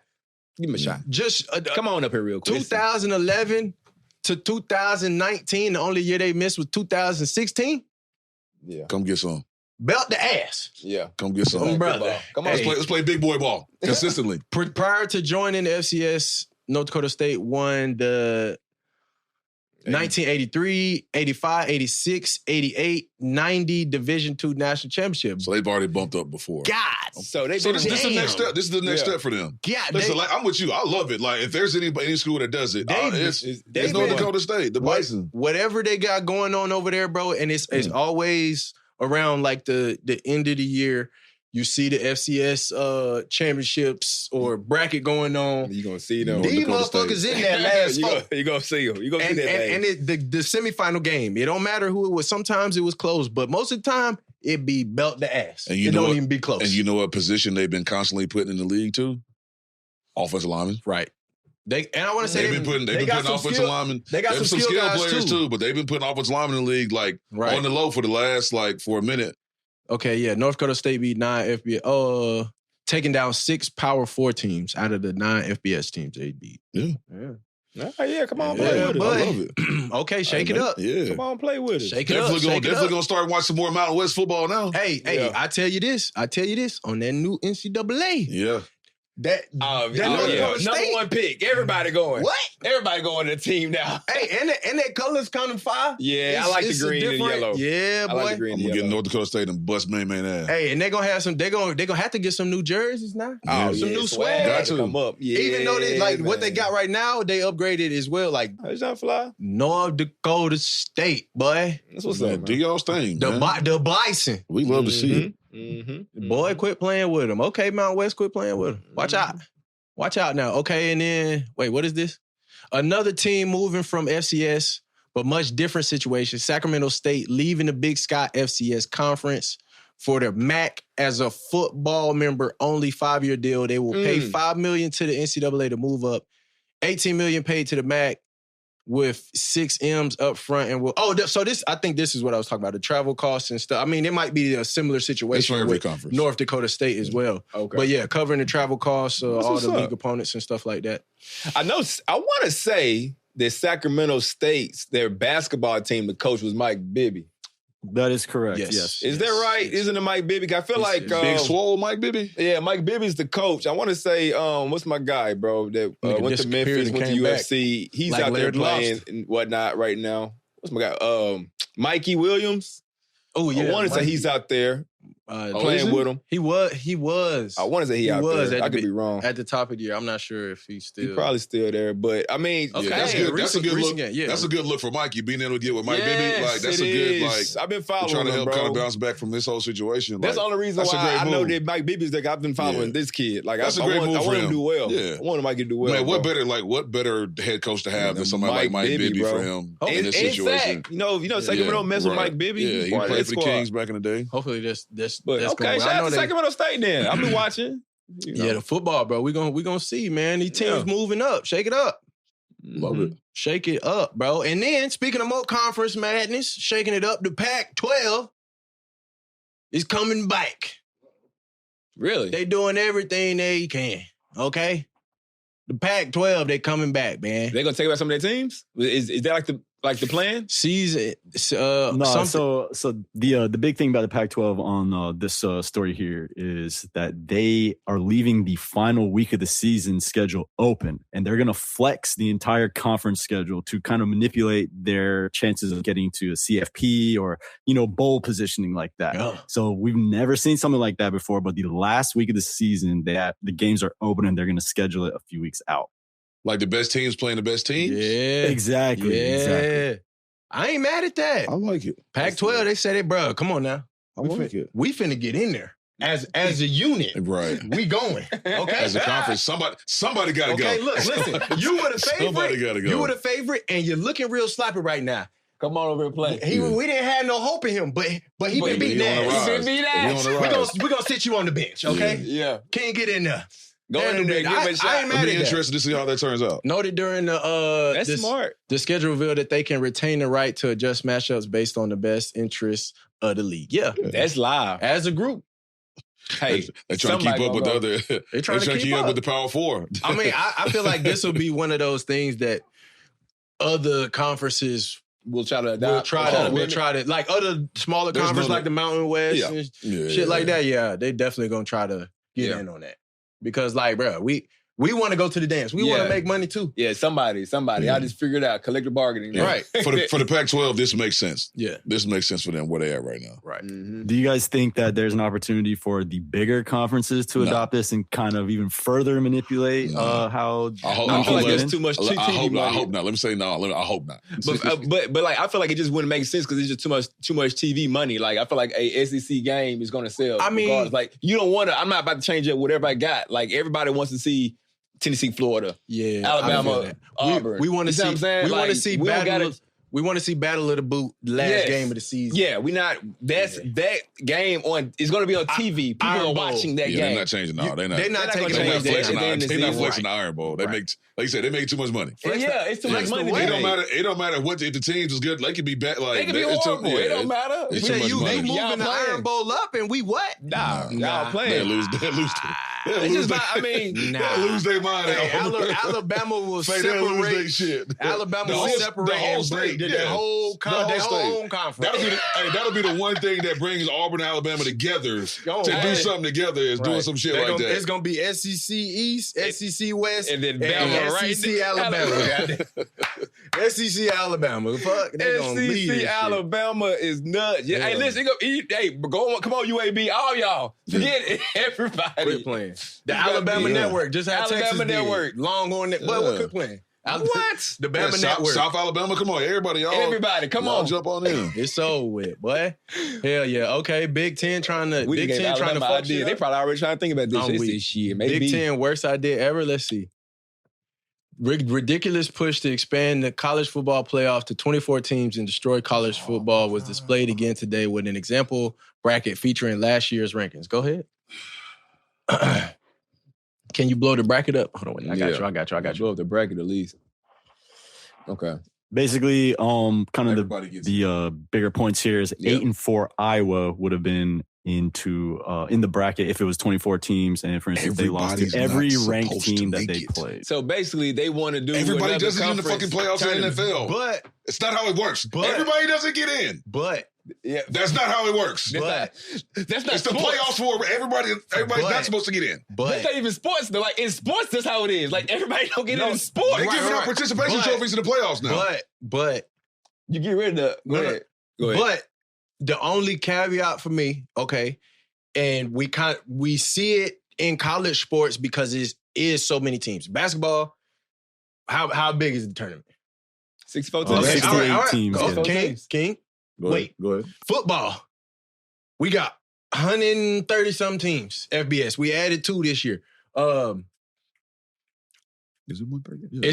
It's like 136, 138. We at 138 right now. Right. Okay, it's 25 ranked teams. We could stop the damn rankings at 12 if that's what we're gonna do. You feel what I'm saying? I see what you're saying. Fine. So the ranked teams, that's fine. I can understand this. We taking the ranked teams and we putting them in there and they're going, You really stop the rankings at 10. Why have rankings outside the top 10? But that don't make sense. Well, I get what you're saying because 2 at larges, but 2 at larges. I'm not mad at this, but I understand it's hard to do. Yeah, and like you can't really compare it to basketball either. Though. No, I'm not talking about as far as like ratio. I'm talking about the format. The format for the teams. Because he did say this past year during college football playoff. He did say 24 would do like make basketball. Sense. So you could just take our already rankings. He's been saying this. Just take our rankings that we already have and make up a bracket. And then like you already said too though. That's a hard thing to do. But if you do this, didn't you say before, if you do this right here, you'll take away the conference games though, right? I would take some games you would take away. In my opinion, it would take away the conference championship because we don't need to decide because that was for, okay, but we got a ranking of 25 teams, but that was for the top 10 teams. Right. Top 10. Right. To see who gets in. Right. But now everybody gets in. So boom. All right, well shit, end of the season, you rank here, and then you get in your bracket wherever your ranking puts you type shit. So it would be kind of tough to do because it's a lot of games during the season. It would just be adding more games for the team. But I don't like it. But that's kind of what they do for the NFL shit. It's 20-something games. Everybody can't get in the playoffs. It's not what it's made for. I get it. But shit, in the NFL, everybody not getting in, King. Just 24. In the NFL, it's a ratio of the teams. Uh-huh. So shit, it's 32 teams. How many teams get in the playoffs? 7 now. There we go. Yeah.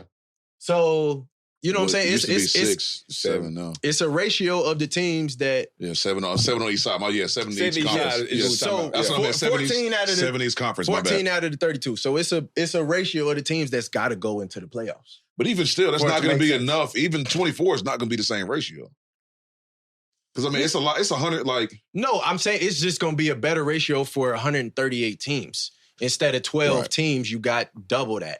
I just feel like there's not 24 teams good enough to be in the fucking playoffs. There's not, I mean, that. Well, so there's not 24 teams that good to be in the playoffs. My only argument against that would be, why the fuck are we ranking all of these teams if that don't matter? Stop it at 10. That's my argument to it. Stop it at 10. Yeah. It don't make sense. Why are we ranking 25 teams if only 12 teams get in? I agree. Yeah, stop it at 10 then. I got no problem with that. So, but because it's gonna be, for whatever reason, it's gonna be 25 ranked teams. And there's still gonna be teams that feel like they got left. No matter how you make it, you can make it 40 teams. So it's still gonna be teams that feel like they got left out and whine and cry about it. But that's to me, and that's what making it. The more teams you put in, it makes sense with 24 out of 130 something, because not everybody gets in. But if we gonna acknowledge these teams, put them in the fucking playoffs. That's what they do with basketball. If we acknowledge these teams, now you go match up. But now you do that. Now you go match up some of these sorry ass, whack ass, low ranked teams. But with these powerhouses. What determines bowl games? Is it records or is it ranking? After you out of your top 12, is it record or is it ranking? For the higher bowl games, it's gonna be ranking. For bowl games, so that's the reason why you need to have the 25 those, because you need those at least for those bowl games. But that's what I said. You could do away with the conference games and then make your big bowl games, the biggest bowl games you got, put them into this playoff format, and it could be some bigger ones for the people on the outside.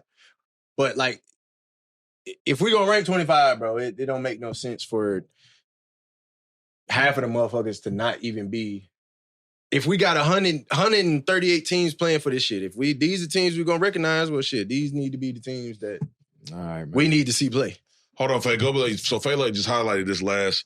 A 24-team playoff absolutely murders the high implication matchups and allows teams just to lose and lose and lose without a problem. And for example, low ranking. The bracket features 8-4 Iowa last year. They lost to every ranked team they played. Their best win was against a 7-5 Minnesota team. So they're going to go in the playoffs, ranked 24, and get smacked by whoever else is they play. But at the same time, we watching NFL playoffs and see teams go out there and get smacked as well. So it's like, that just happens in sports. You know what I'm saying? The matchups is not always going to be equal. Facts, but it's not. You're not matching not up. Always going to be equal. But the NFL, it's not like a 3 versus a 24. That's what I'm saying. It's not. That's what I'm saying. It's not a 7. I get what you're saying. They could, try to make the matchups a little bit closer if you want. But at the end of the day, it's got to be 11 motherfuckers play on the field. It don't matter if it's the 6th ranked best team or the 8th ranked best team that get into the playoffs and play the 1 seed. It happened like that. I got a question now. So let's say they do go to 24 stuff, right? Okay, go ahead. Now these top seeded teams, how many bye weeks do they get? They're going to sit out the same amount of weeks that they're sitting out now, even though it's less teams? Because you're not going to play whoever's ranked. Let's say if you go to 24, the top, what? You just missed one round.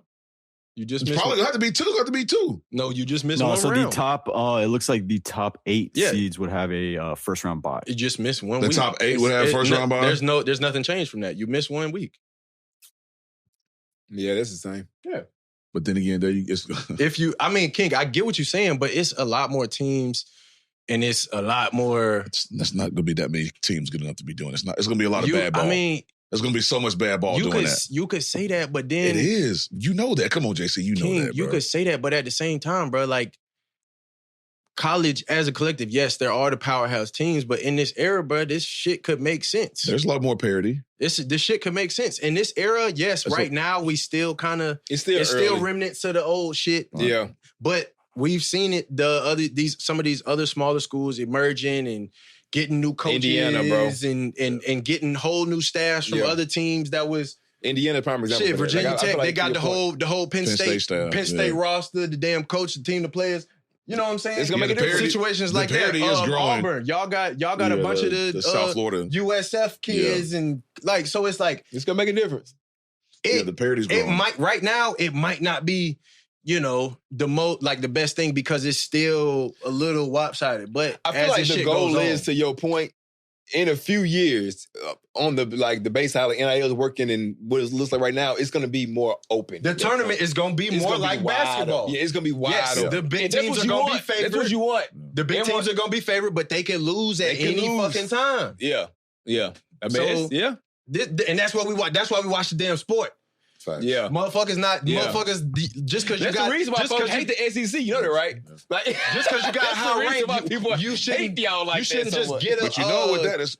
You shouldn't just you're not just gonna win because you got the best rank. Yeah, it's like right. You gotta show up. I see you. You still got to play the game. You gotta show up now. You still got to play the game. Hell yeah. I think it's too many, but I feel you. Nah, I feel you. I get but it. it's I get what they're trying to do. Yeah. Mm-hmm. All right, now this last one before we get to this big bite hour. Oh yes, bro. I did see they dropped this recently. The hype video. Hey, boy, that. Call up that God. Look at Les ain't got no rhythm. Boy, he looked like May May. He looked like May May. Oh shit. It's exactly how May May dance. And do the Harlem Shake. Oh man. Oh, he went crazy. Y'all see me in the bottom right corner? I'm out here playing with the giant soccer ball. I'm finna roll into the screen. Yeah. Doing dumb shit. Yeah, but that was a great time. I know that was fun. See, that's how you keep it fun. King, this was like during camp. Towards the end of camp, my boy Trey Sullivan with the wig on. What he got on his feet, bro? DJ Wilson. No, it's probably some like goalie gear, some shit. I don't know, bro. Niggas was doing dumbass. That's shit. one of the things the coaches do towards the end of camp to kind of keep everybody happy. No, this was one of the like funner little times that we had. At the end of camp, hell yeah, this shit was funny as fuck, boy. I remember my boy Free. Shit, speaking of, he reposted this shit on Twitter, bro. Yeah, no, this shit was. He does dance like May May. That is hilarious. That boy, you were really crashing out for. No, yeah, because they was like we had to set the scene. You know what I'm saying? Like we doing the big cat drill. They jump off sides. We act like we gonna fight. Yeah, hell yeah. It said DJ Welton said, hey, fight him, Lamine. That's hilarious. Lamine, fight him. That's so funny. Yeah, DJ was crashing out, man. Love it. Everybody was in there having a good time, boy. Boy got the damn That's what Ernie mask on. Yeah. Construction worker. Where y'all get this stuff from? Around the facility, boy. We brought Ernie and Bert was just around the facility? They kind of told us, like, have some, like, we gonna do this. Okay, somebody brought Ernie and Bert, people brought some stuff. Yeah, okay, yeah. I was like, they was just around the facility. Just hanging out. That's like the equivalent of like the rookie show in the league. Yeah. It's something similar, entertaining and fun like that for college. The whole team. It's a little Bonnie. Yeah. That shit was live. Turnt, man. That shit was live. It was like it was fun. That was one of the coolest things that we did. Hell yeah. Y'all turnt. Shout out to Leslie. Before we get to the next step, first. Okay, go ahead. Hey, man, you dance like Les Miles. That shit was ugly. Man, give me. He said, just bring the whole roll. My plate. Oh, he said this. Who said you were getting wings? My bad, Chad. I had to get a few wings in. So we had to go do a little do, and we back, baby. Y'all know what time it is. Big back. Mm-hmm. Big it's back, okay. We just need you to rate some shit. Okay? Big back. Just look up. Okay. All right. We got a separate, extra submission. Main wanted to get in here. Uh-oh. We gonna let him get a little something off. The waffle wing. Waffle wings? Foodie Land, Texas. Hold on, let them cook. Let them cook. Another version of chicken and waffles. Let them cook. That's a That's a nice little fair food Okay, right man. there. Okay, man. Hey, late night. Let them cook. Late night food Okay, truck. man. Late night food truck. Another version of chicken and waffles? Okay, hey, man, 15 out of 10. Hey, ain't no You chicken got one, and man. waffles. It's chicken waffle, my boy. Chicken waffle, the waffle wing, boy. The waffle wing, 15 out of 10. Is it chicken hell. waffle or waffle chicken? It's a Wiccan. Ain't that like a... That's a witch. Ain't that like a Wiccan? Okay, man. I see you. You know what? Scratch that. Main out of main. Main out of main. Put him on the screen. Hell yeah, man. I see you. You did so, bruh. Black Force main is Black One's main is definitely different than When the job, the regular Burks main. All right, let's get into these real submissions, man. I mean, that was, you know what I'm saying. Y'all go ahead and do it. Yeah, I thought that was a submission. The submissions for this week. Let's get to it, man. First, we got the Marry Me chicken garlic bread. Wait. Yeah. I think that's what it said. Marry Me chicken garlic bread. Bang. Yeah, there you go. Uh-huh. Cheesy garlic bread loaded with the Marry Me chicken on pizza. Put some sauce on there, melt the cheese. Yeah, man. Ooh, them some nice slices of chicken. Mm-hmm. Thick. Nice. Thick. Yeah. Did he put that in the air fryer? Air fried them. You know you're going to get the crust. See, I'm not using my air fryer right. No, you're not. No, you're not. You be seeing stuff like that, bro. Like you're not doing it right. Like, I be doing shit like just throwing fries in there, shit. You know what I'm saying? No, sir. I'm cooking meals in that motherfucker. The fries, the burger, I'm reheating the pizza. But that's what I'm saying. If I need bacon for breakfast, if I need bacon for breakfast, if I want to, oh yeah, you going, bro? I'm doing all that. I'm definitely gonna reheat something, but they actually cooking. Oh, they cooking it. Cooking. We got a little turner in there, a little basket, so you can turn for the fries, and it'll turn on its own. I see. I ain't even got that, bro. We technology. Come on now, air fryer. I just throw it. I just spray it. Yeah. Push your button. Nah, hell nah. Folks be doing all types of shit. I be putting wings in there. Some folks be putting macaroni, the size in that bit. Like, I don't know. I've seen some mac and cheese done up in that jump before. I did the grilled cheese, bro. They got it. They got it all. You know that's definitely. Go 12 out of 10. Hell yeah. I like that. All right, up next, what we got, baby? Up next, what we got? Salmon? Yes. Oh yeah, Crab stuffed salmon? Nigga, I ain't even seen it. As soon as I saw the beginning, I stopped and sent it straight to you. Yes, sirree. What the rest of that description say? Crab stuffed salmon with I feel like honey lemon glaze. Oh yeah. Ooh. The lemon, honey lemon. Oh. I feel like y'all are on like some very bougie big backing now. I mean, that's like a very we do that's like a New Orleans. It depends on the time. Listen, it changes. It changes. It depends on the time. But it looks like I'm going to a 5-star. We got 5-star backing. You can back sophisticated. We got suburban backing. You know what I'm saying? And then we got dirty backing. Yeah. I feel me? I feel you. We got listen, you can 5-star. It's a 5-star. We call 5-star big backing. Yeah. 5-star. That's a 5-star big backing right there. 5-star big backing. You know what I'm saying? My great cut of. Yeah, and you gotta separate it. Get a little pocket cut out in there, so it'll all incorporate. You gotta stuff that thing thick. Hallelujah, hallelujah. Let me make myself smaller, cuz. And that nigga had me weak, dog. But yeah, my boy out here cooking on the Food Network, boy. Shout out to him. Yeah. Good lump crab, boy. Yeah. Beautiful. He wants stingy on that bed of lemons. Making the glade. Gotta give it a bath. Ooh-wee. Gotta give it a bath. W sauce, a little sprinkle to the zest. And a little splash of lemon. A little bit more lemon. Yeah. I can go for a little bit more, just a little bit more. But yeah, buddy. Beautiful.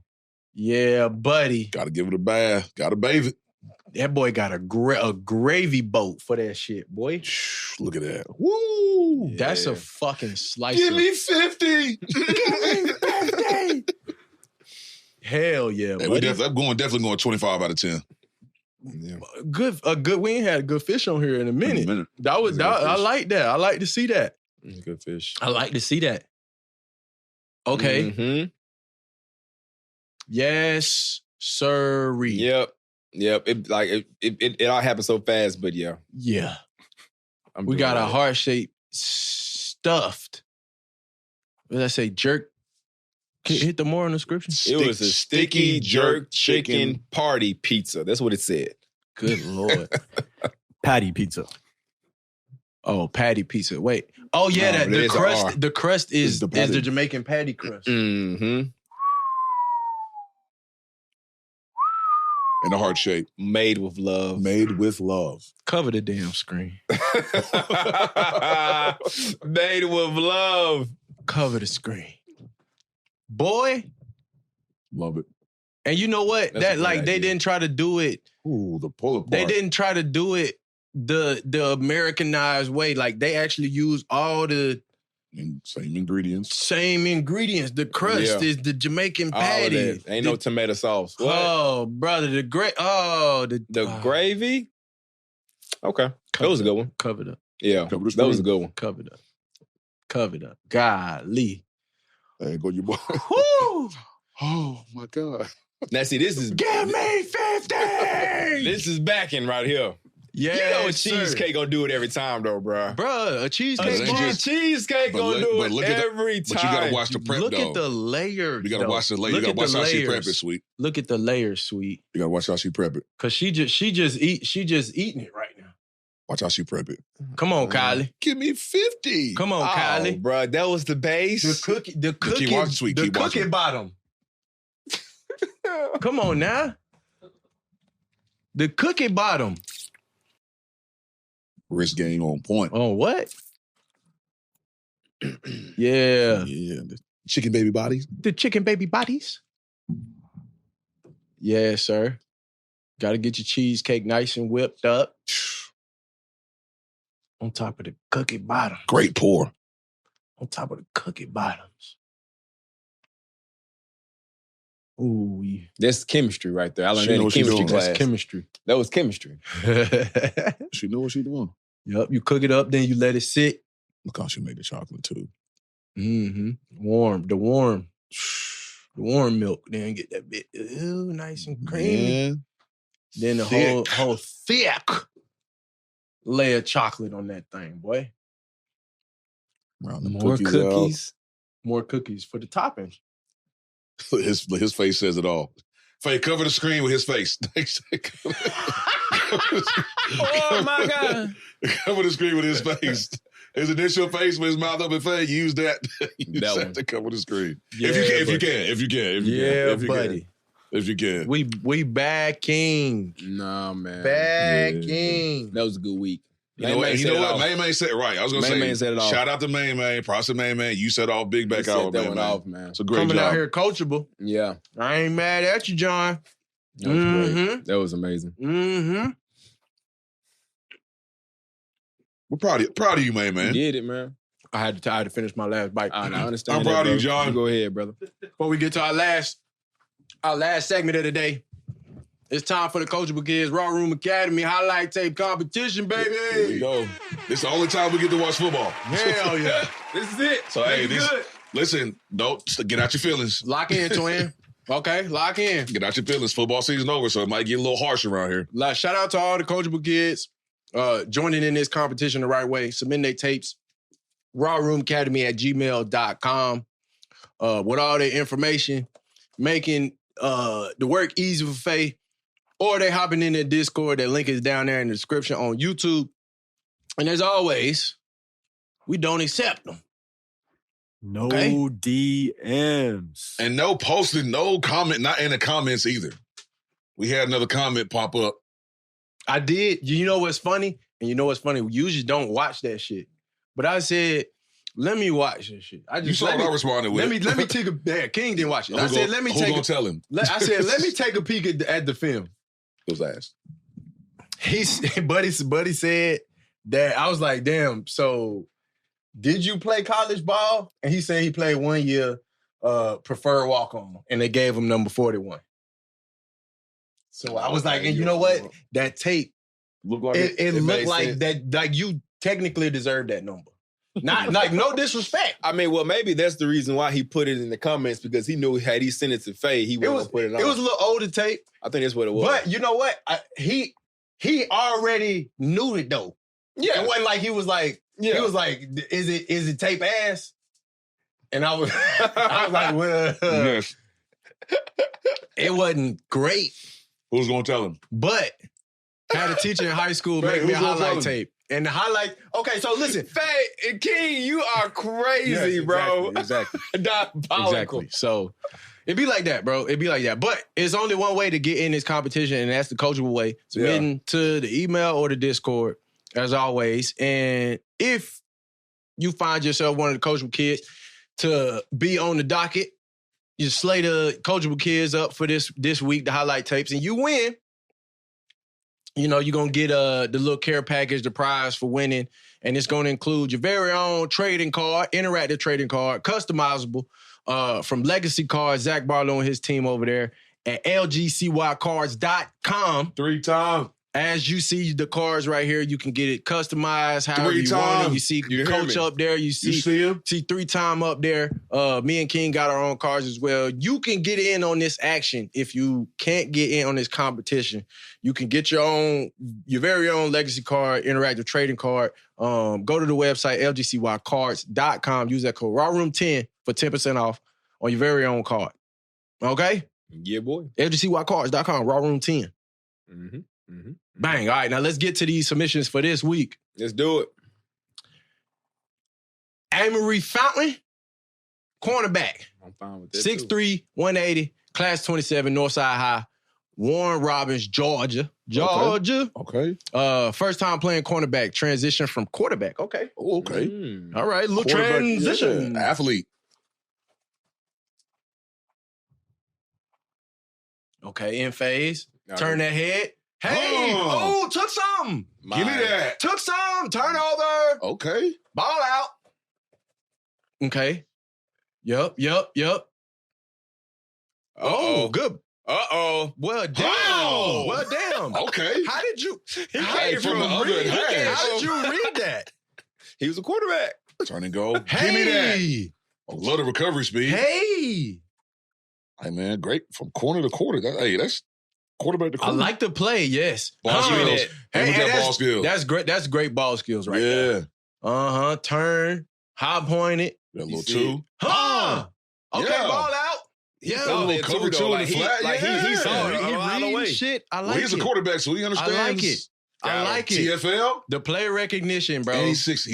And he's not scared to get in there. 6'3". He long. He's 6'3". I like it.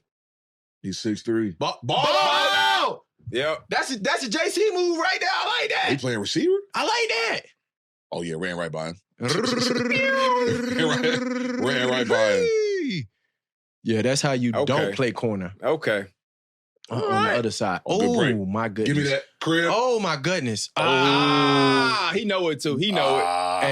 Hey. I gotta make the A. You gotta get that one. That's crib. You gotta take That's that one the crib. other way. He need that one. Is that push-ups? That's push-ups, but Is that push-ups? But this tape, Oh, yeah. Fine. Oh, yeah. that's a junior. Going from quarterback to corner, Yeah. doing this First year, already? That's a junior. I mean, athlete, you in high school as I well. wonder, was that something 3.8 GPA too? Yeah. I wonder, was it something like somebody said, hey, bro.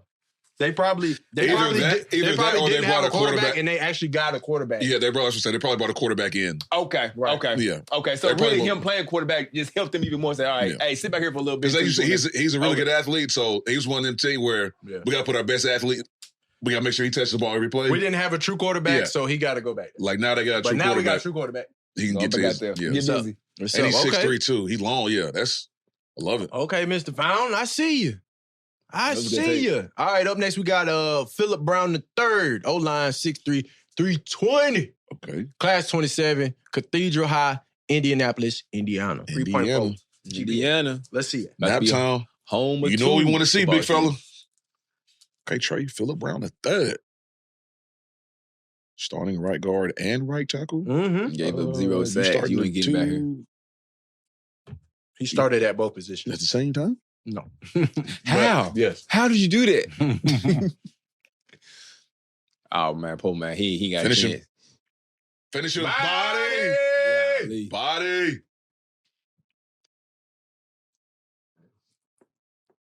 Oh, big back in the wild. Oh Lord. Finish him again. Body. Yeah. I like And the we're energy. celebrating. I like the energy. Love it. I like that. Mm-hmm.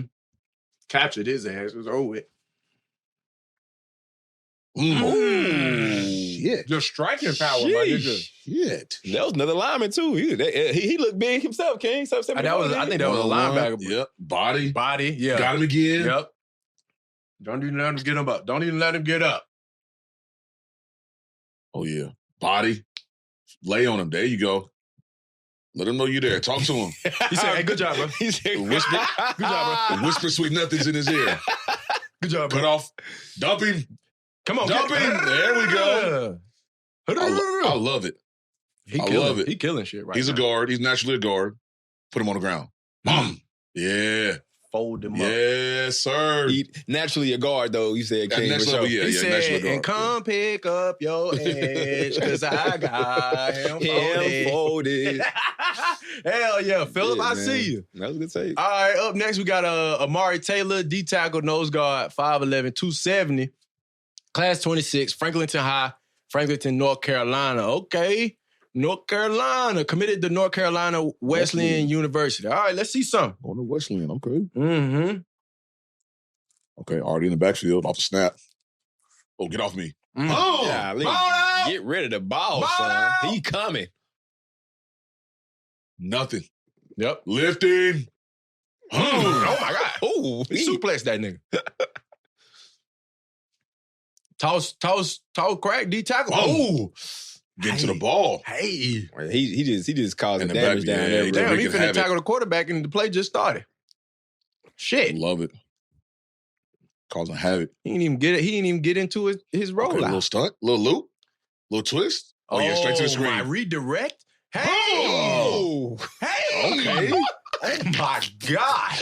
Yeah, look, Baptism. Yeah, go get the toss. Come here.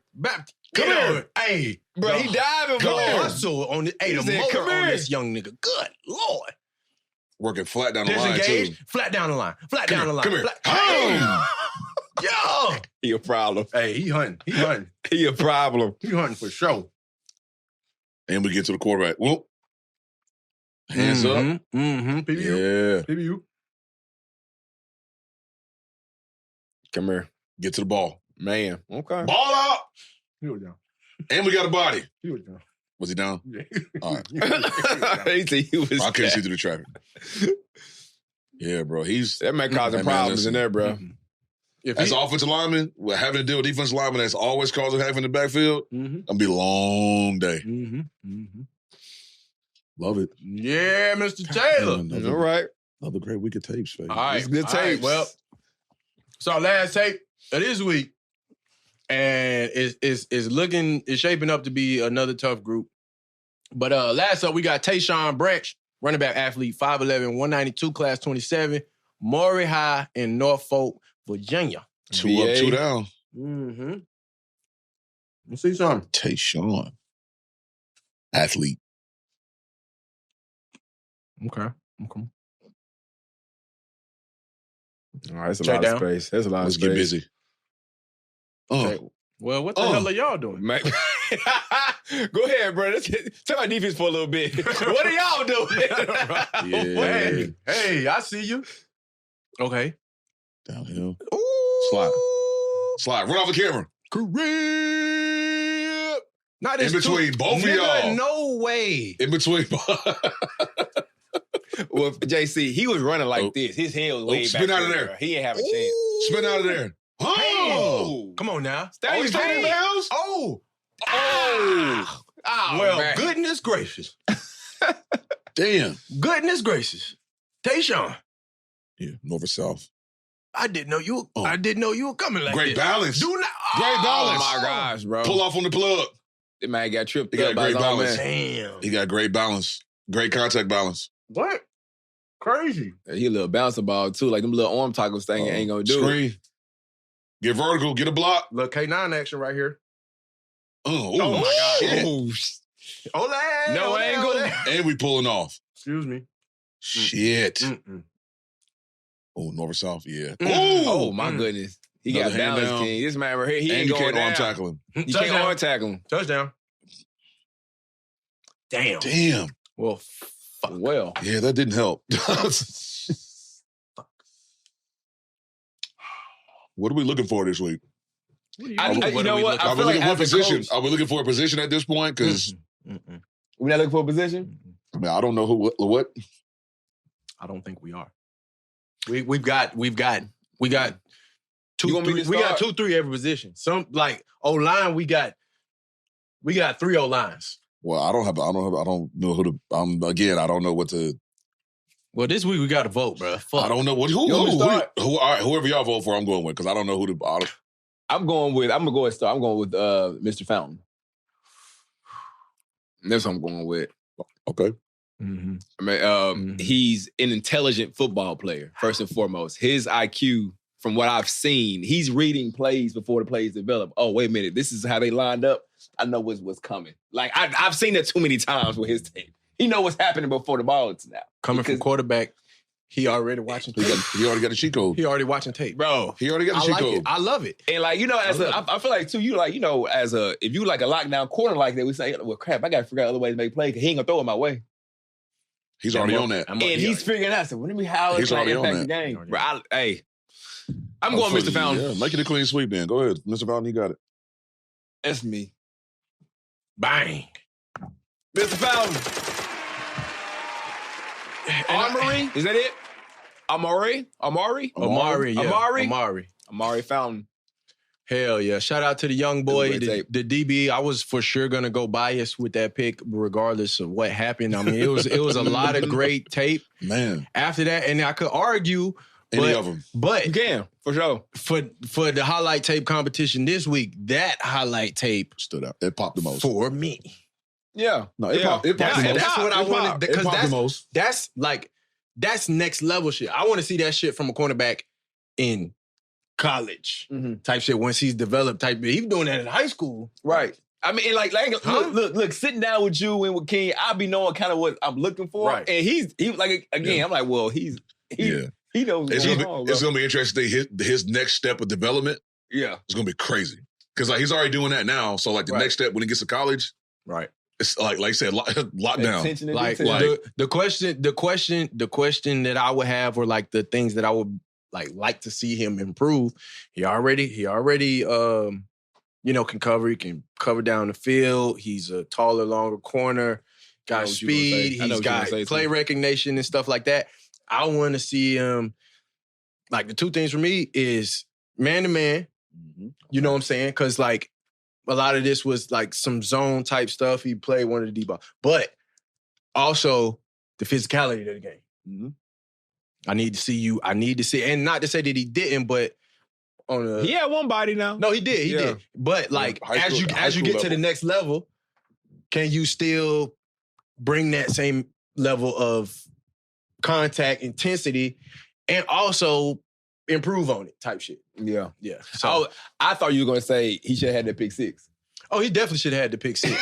But I was just talking about long term for his game. For sure. He definitely should have had that pick six. But bro, the ceiling is high because he still got another year of football. And he changed position. Yeah, and he changed positions, which is, in my opinion, one of the, because I was coming up, played safety, from when you start in like school football was like 7th grade. Mm-hmm. So I played safety all the way up until 10th grade. And my coach said, oh, you be better corner. I mean, we already had 2 older safeties, but it's like, well, shit, how can I get this one of my better kids, how can I get him on the field? He was like, just move it. We're going to move you to corner.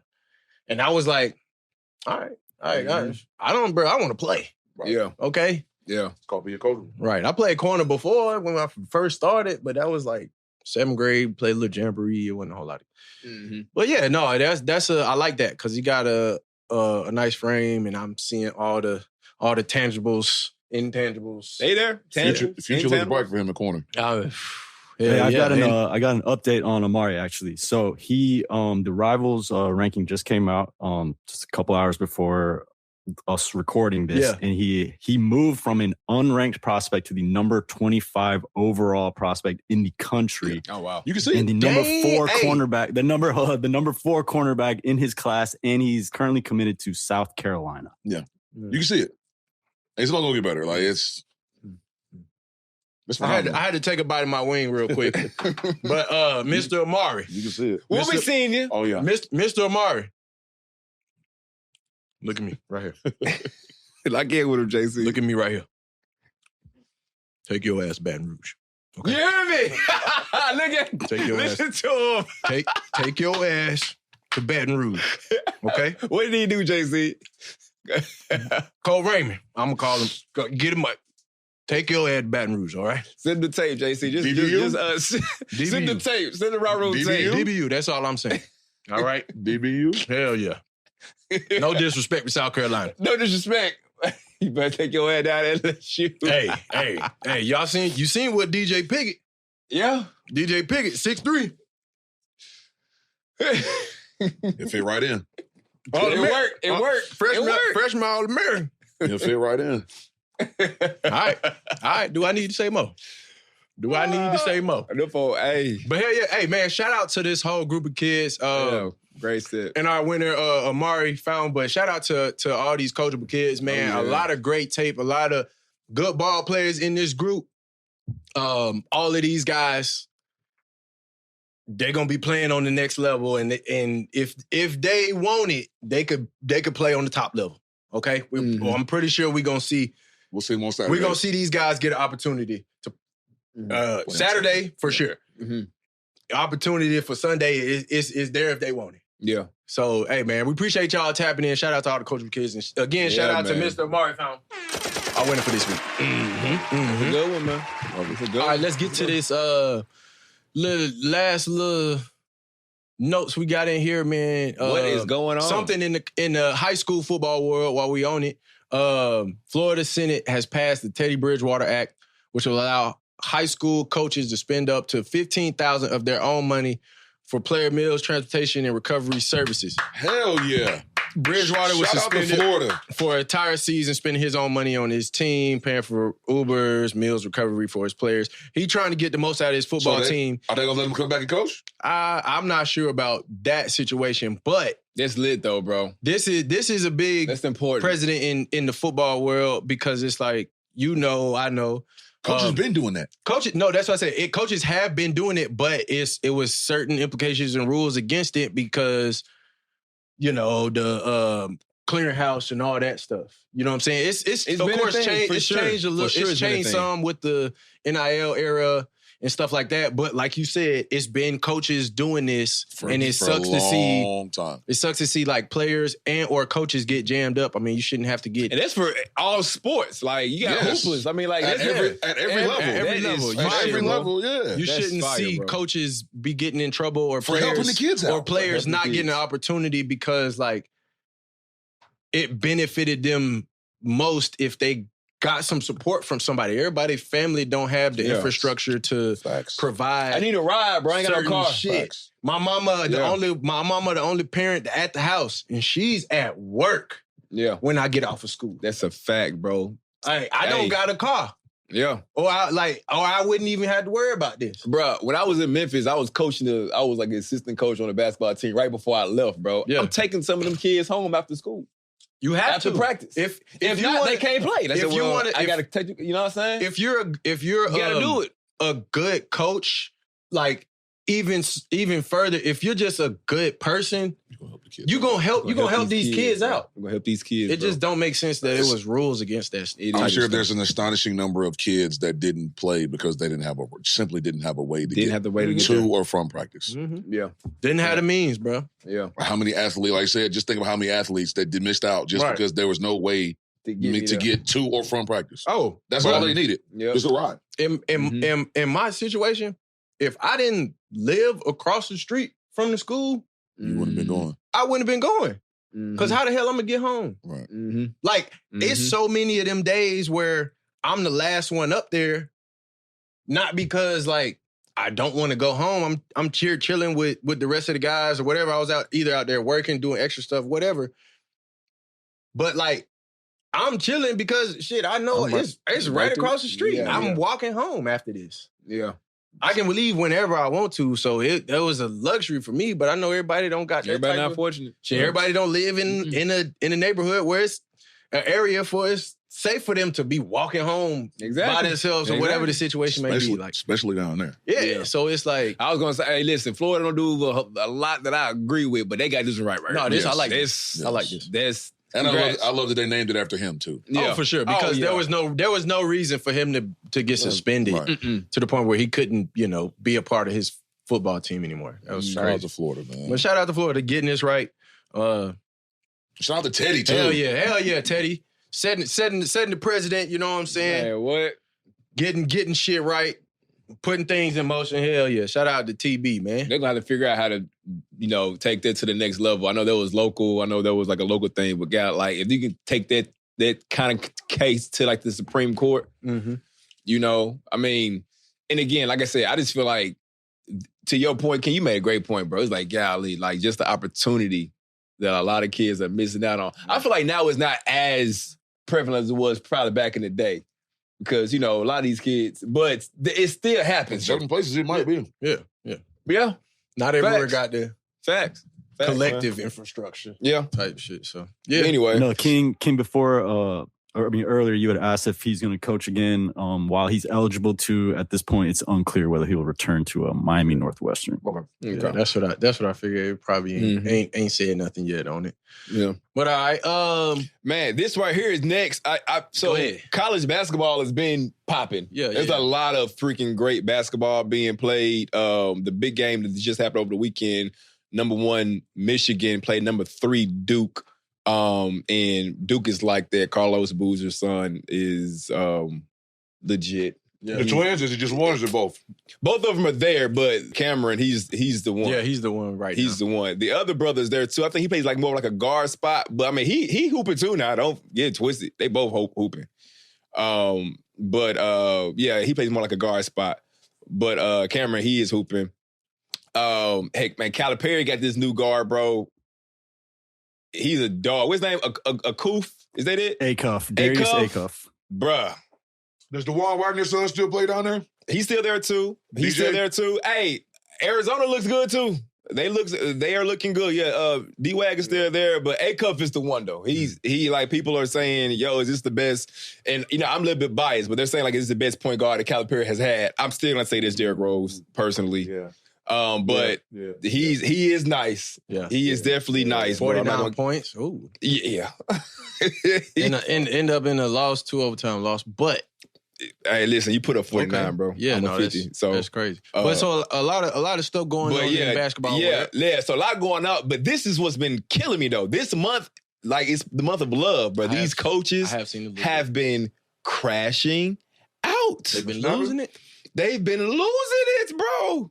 Did you see this one right here, bro? I actually did see this one. So this is Coach Cronin. You know, he's at UCLA now. You know, he was Cincinnati for a long time. That's where like I knew him from, was Cincinnati, right? Mm-hmm. And I'm not sure if you saw in the game, but he actually ended up ejecting one of his players. Yep.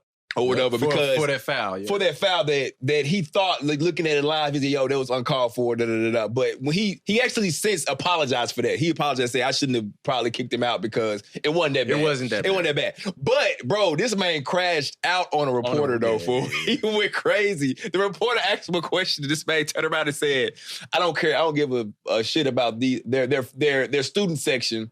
And the guy was trying to continue to make his point. It was a dumb question, but he said, "Yo, it was a dumb question." What was the question? Hit more, Faye? The question was something about like, do you care something about the student section that was there? Because they was going crazy on one of his players. The student section was going crazy on one of his players. No. Motherfucker said, I would like he said, I don't care about that. Motherfucker said, I would like to give you kudos on the worst question. That's what he told me. That's what he said. That's what he said. On the worst question. And then he said asked you raising your voice at me?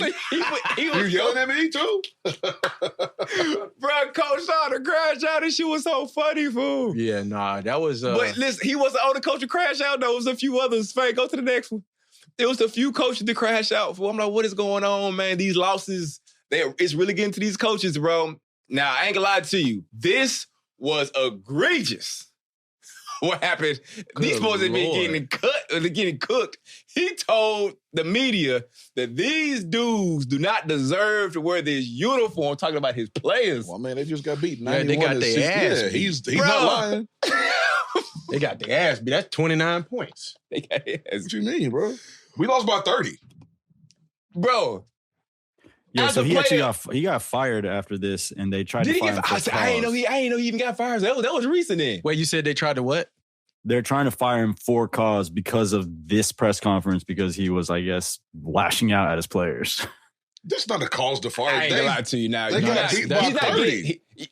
That should be the cause. But him saying that, go ahead, Faison. Go ahead. Yeah, so Kansas State is saying that the basis for the cause firing is that in his contract, any activity that brings public disrepute, embarrassment, or ridicule to Kansas State would fall under that umbrella. And they're saying this press conference is that. You can't crash out, King. So you can't crash out, bro. So I can't be. You can't crash out. I can't be. That's why I don't need to be coaching. Damn, bro. Like, what? I can't be. We got beat by 30. I'm snapping. What are you talking about? I can't be extremely constructive on the criticism that I give my team. Yeah. They probably deserve it. We lost by 30. It was a lack of effort. It was a lack of attention to detail. It was a lack of want to. That motherfucker quit. We got guys out here. Say that, though. I mean. Say what you just said. He did. They don't deserve to wear the uniform. Said all of that. That's exactly what he said. In one, you ain't got to say all them words. He said it one. He kept it simple. They don't. I mean, we ain't got the whole, but that. Yeah. I mean, shit. That's all I need to see. I do feel like he'll probably still have his job if he didn't go viral, though. I feel like that's the thing. Because, in the clause, it was, embarrassment, da-da-da-da. Well, embarrassment is going to come in this day and age, bro. Social media's out there. It was embarrassing getting beat by 30. Facts. Not what he said. The embarrassment was what they put on the court. Don't be mad at the coach for getting onto the players for playing bad if they played bad. Go ahead, Faye. Some more of his quote that he said. So he said, "These dudes do not deserve to wear this uniform. There will be very few of them in it next year. I'm embarrassed for the university. I'm embarrassed for our fans, our student section. This is ridiculous. I have no answer, no words." That end That's part still that not a he cause said, for firing. That sounds he like said, I'm embarrassed for the university. That is in the clause, though. But he said, I'm embarrassed for the university. He said, not all the university. Hold tight. You understood what he said, Sweet. Embarrassment to the university. No, he said he's embarrassed. If you don't say this right here, bro, we Gucci. We lost by 30. Don't nobody know. Cincinnati ain't even ranked. We ain't even got, we shouldn't even been in the news, bro. I don't agree. I feel like it's in his clause. I feel like, I get the clause part, but as coaching goes, I've seen this so many times in football, being bluntly critical of your team. Check this out, JC. Through the media. Through the media. Good head coaches are critical of their team through the media. You're right. But check this out. Let's go look at Saban's contract, though. That's all I'm saying. If you know that's in your contract, the words embarrassment in university should not come out of your mouth in the same sentence, period. I'm trying my best not to mess up this bag. If you said both words that was in your contract. I don't agree with that because as a coach, right, you are the main person that has to be critical of your team. Just because you're holding your team accountable, that is not bringing embarrassment to your school. Losing that fucking game is bringing by 30. That's bringing embarrassment. And him addressing the situation. Him addressing the situation. That's not on him. But check this out, though. Most of the people wouldn't have known that they lost by 30 if he didn't make these comments. That's all I'm saying. You look at the score. I know, but I'm saying, we wouldn't even know. You wouldn't have known. We wouldn't have known. Because Cincinnati's media team probably posted that shit and they posted some shit, some jokes, they're getting some laughs off, memes, all that shit. We wouldn't have seen this. That's fair. So it's like he's not doing anything in his job description that he's not supposed to do. He didn't shit on his school for no reason. And it's not like he's ridiculing them. He's like, they played bad. The effort that they gave tonight does not deserve putting on that uniform going out there. And that's coaches do that all the time because after a game, a bad performance, boom, somebody else is going to be subbed in next week. And I agree with everything y'all are saying. That's just coaching. You're right. It is coaching. That's what you have to pay attention. So fast shit. Pay attention to your paperwork. I mean, I hope he does get a job here soon, though. Like him getting fired for something like that, that's nuts. Coaches have said way worse and not got fired. So way worse. Yeah, facts. So, we've seen schools try to kind of worm their way into for-cause firing. Something that is some added context here is this loss here. They fell to 1-11 in the Big 12. So obviously things have not. He's crashing out. That's why he got fired. They're 1-11. They're 1-11 in conference. That's the reason why. But we're gonna say this though. No. Okay. They're gonna blame it on what he said. Yeah. In reality, he got fired for being 1-11. Yeah. But sometimes, everybody crashing out though, man. But I don't know why fired him. He said a lot of these guys. A lot of y'all ain't gonna be here next year. So we 1-11, including me. But they the ones causing their job. Shit. Yeah, fact. Including you me. letting them know. Hey, look, I'm gonna skip the next one. I'm gonna get straight to Penny though, because I gotta. Penny went off too. Penny did the opposite he was of crashing out. Now he was about to cry for. He's defeated. He's defeated. That's that. I know I'm getting fired. They've been losing. They lost again last night. We can't buy a win. Damn, We got killed by South Florida. That was after the South Florida one, bro. It's getting bad. It's getting real bad. He do look dejected. He looked defeated, bro. He looked defeated. Not Penny. I think what hurts him more is this, and I don't know. Like I haven't had no convos with him, but I think what's hurting him is two things. Number one, I don't think the players are bought in to what University of Memphis basketball has been to the city. They don't mean nothing to them. They had the game on the other day, bro. They had a game on the other day on TV. Now, it's on TV. We on TV. Penny gonna get us on TV. FedEx Forum, bro, was empty. Damn. And even if we had, like, here's the thing. I feel like just Tigers basketball, just even in the past, even if we not like, all right, bro, like, you know, we not like no tournament run darlings. All of our games gonna be competitive. All of our players gonna give effort. We gonna grind it out. We gonna compete. We just gonna compete. We be getting blown out by teams that we ain't got no business getting blown out for. Damn. Players, you know, just in and out the way. You know what I'm saying? Like, I mean, he done played everybody on his bench at this point, just to find some effort. Trying to figure it out. Find some effort. But I just feel like he's just like, I'm talking about, bro, you can even see him during the game. It was one guy, I think they played Utah.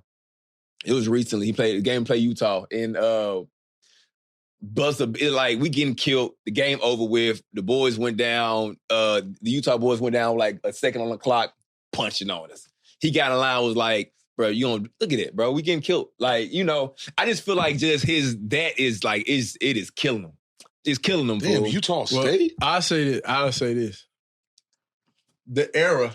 Yeah, that cold though. Yeah. The era is, I feel like it hurts some coaches because, like you said, if it's a 10-year program, if we have some level of standard, and then you get to these certain situations where it's like the kids don't necessarily care the same. They don't give a fuck. They don't. I'm going to say this. I am going to say this. I'm trying to say this delicately because I don't want nobody from Memphis to kill me. But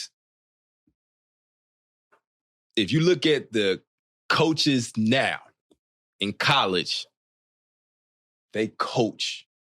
What I mean by that is, bro. I get what you're saying. Go ahead. Penny, from what I've seen in these games, situationally, managing timeouts properly, running a set that I know, this is what we're going to go to. Yeah. I don't see none of that. The boys out there hooping against some boys that got a coach that say, this is what we're going to run against this. Everybody's seen that at some point in your life. In high school, your coach got a lot of players. He go out there, he tell them to run a little play, but it's really just move the ball around, get you the best matchup, and do what you got to do. Cook, Go get a bucket. Right. That's not how you win. Not in college basketball. Not in organized. The way that these college boys are playing, like the ball is on the string, you're going to have like... It's structured offense. It's structured offense, and like not for nothing, the boys that are like... And again, like we're not getting that kind of talent where like it's like right now, I think the kid from BYU, the kid from Kansas right now, those two players are like, okay, boom, run through them. There's nothing you can really do about it. But for the most part, they're teams. They run in systems. Right. They going at it, and like, bro, it's like, yo, I feel like I have not seen Penny since he's been coaching. I don't know what your system is. When I see Rick Pitino coach, St. John right now looks good. I know what a Rick Pitino system look like. Yeah. Calipari in Arkansas, you know what they look like? They look like Memphis back in 07, 08. If it get a little crazy, he gonna reel them back in. He gonna reel them back in. Like, hold on, this is what we gonna do. Yeah. You know what I'm saying? Yeah. But I don't know. I just feel like, bro, I just hate it, man. But I just like, golly. I mean, if Memphis is going to move forward, I think it is about that time. And go back to that fact. I hate to say it. Go back to that. Okay, so and these are the conference finishes, the 5th, 3rd, all that shit. First. Yeah. So last year they was first in the conference. Mm-hmm. Made it to the first round of the... And your best player went to... They left to go to other school? Did he go to Kansas? Oh.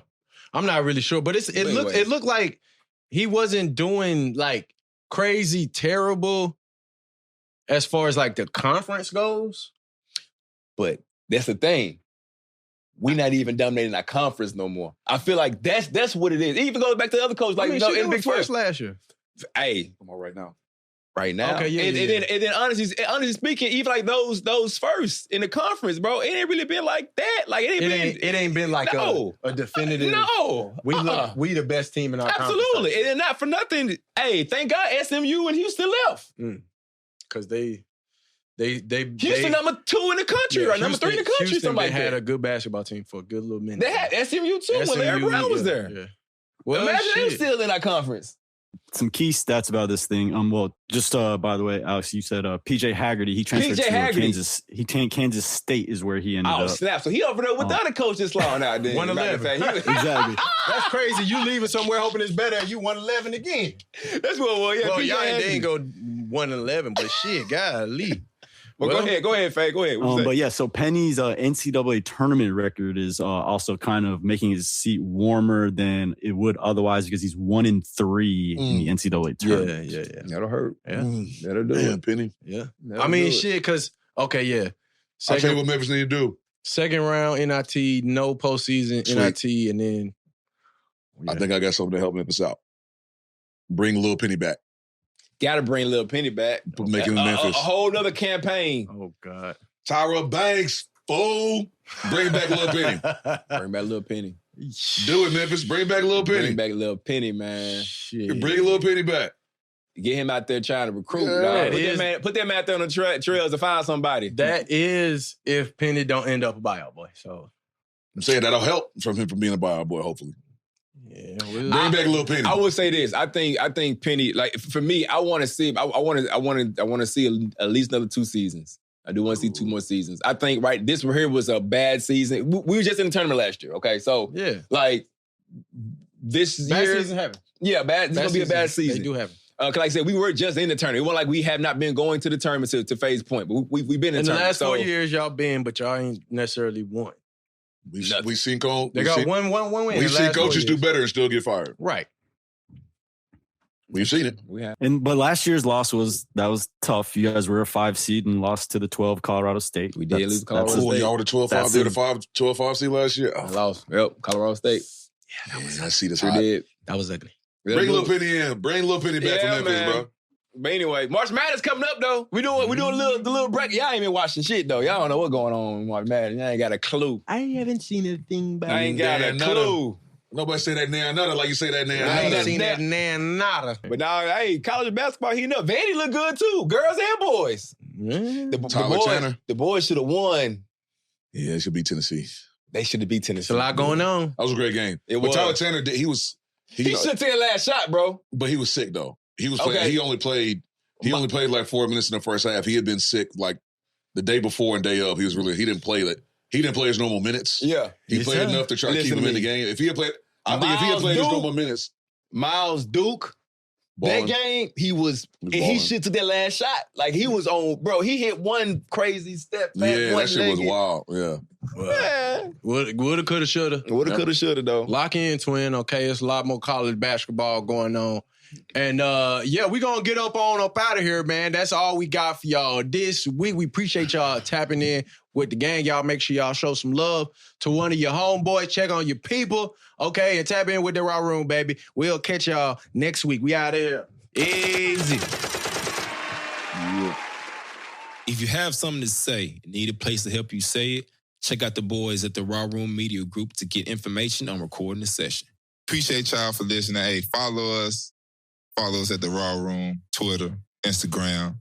Follow me at Wesson_Son56 on Instagram. On Twitter, DB_5Trey.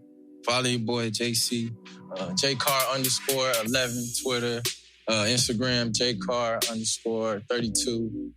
And the Raw Room is at Raw__room. Roomies, we appreciate y'all for listening. We'll tune in for you next week. Ease.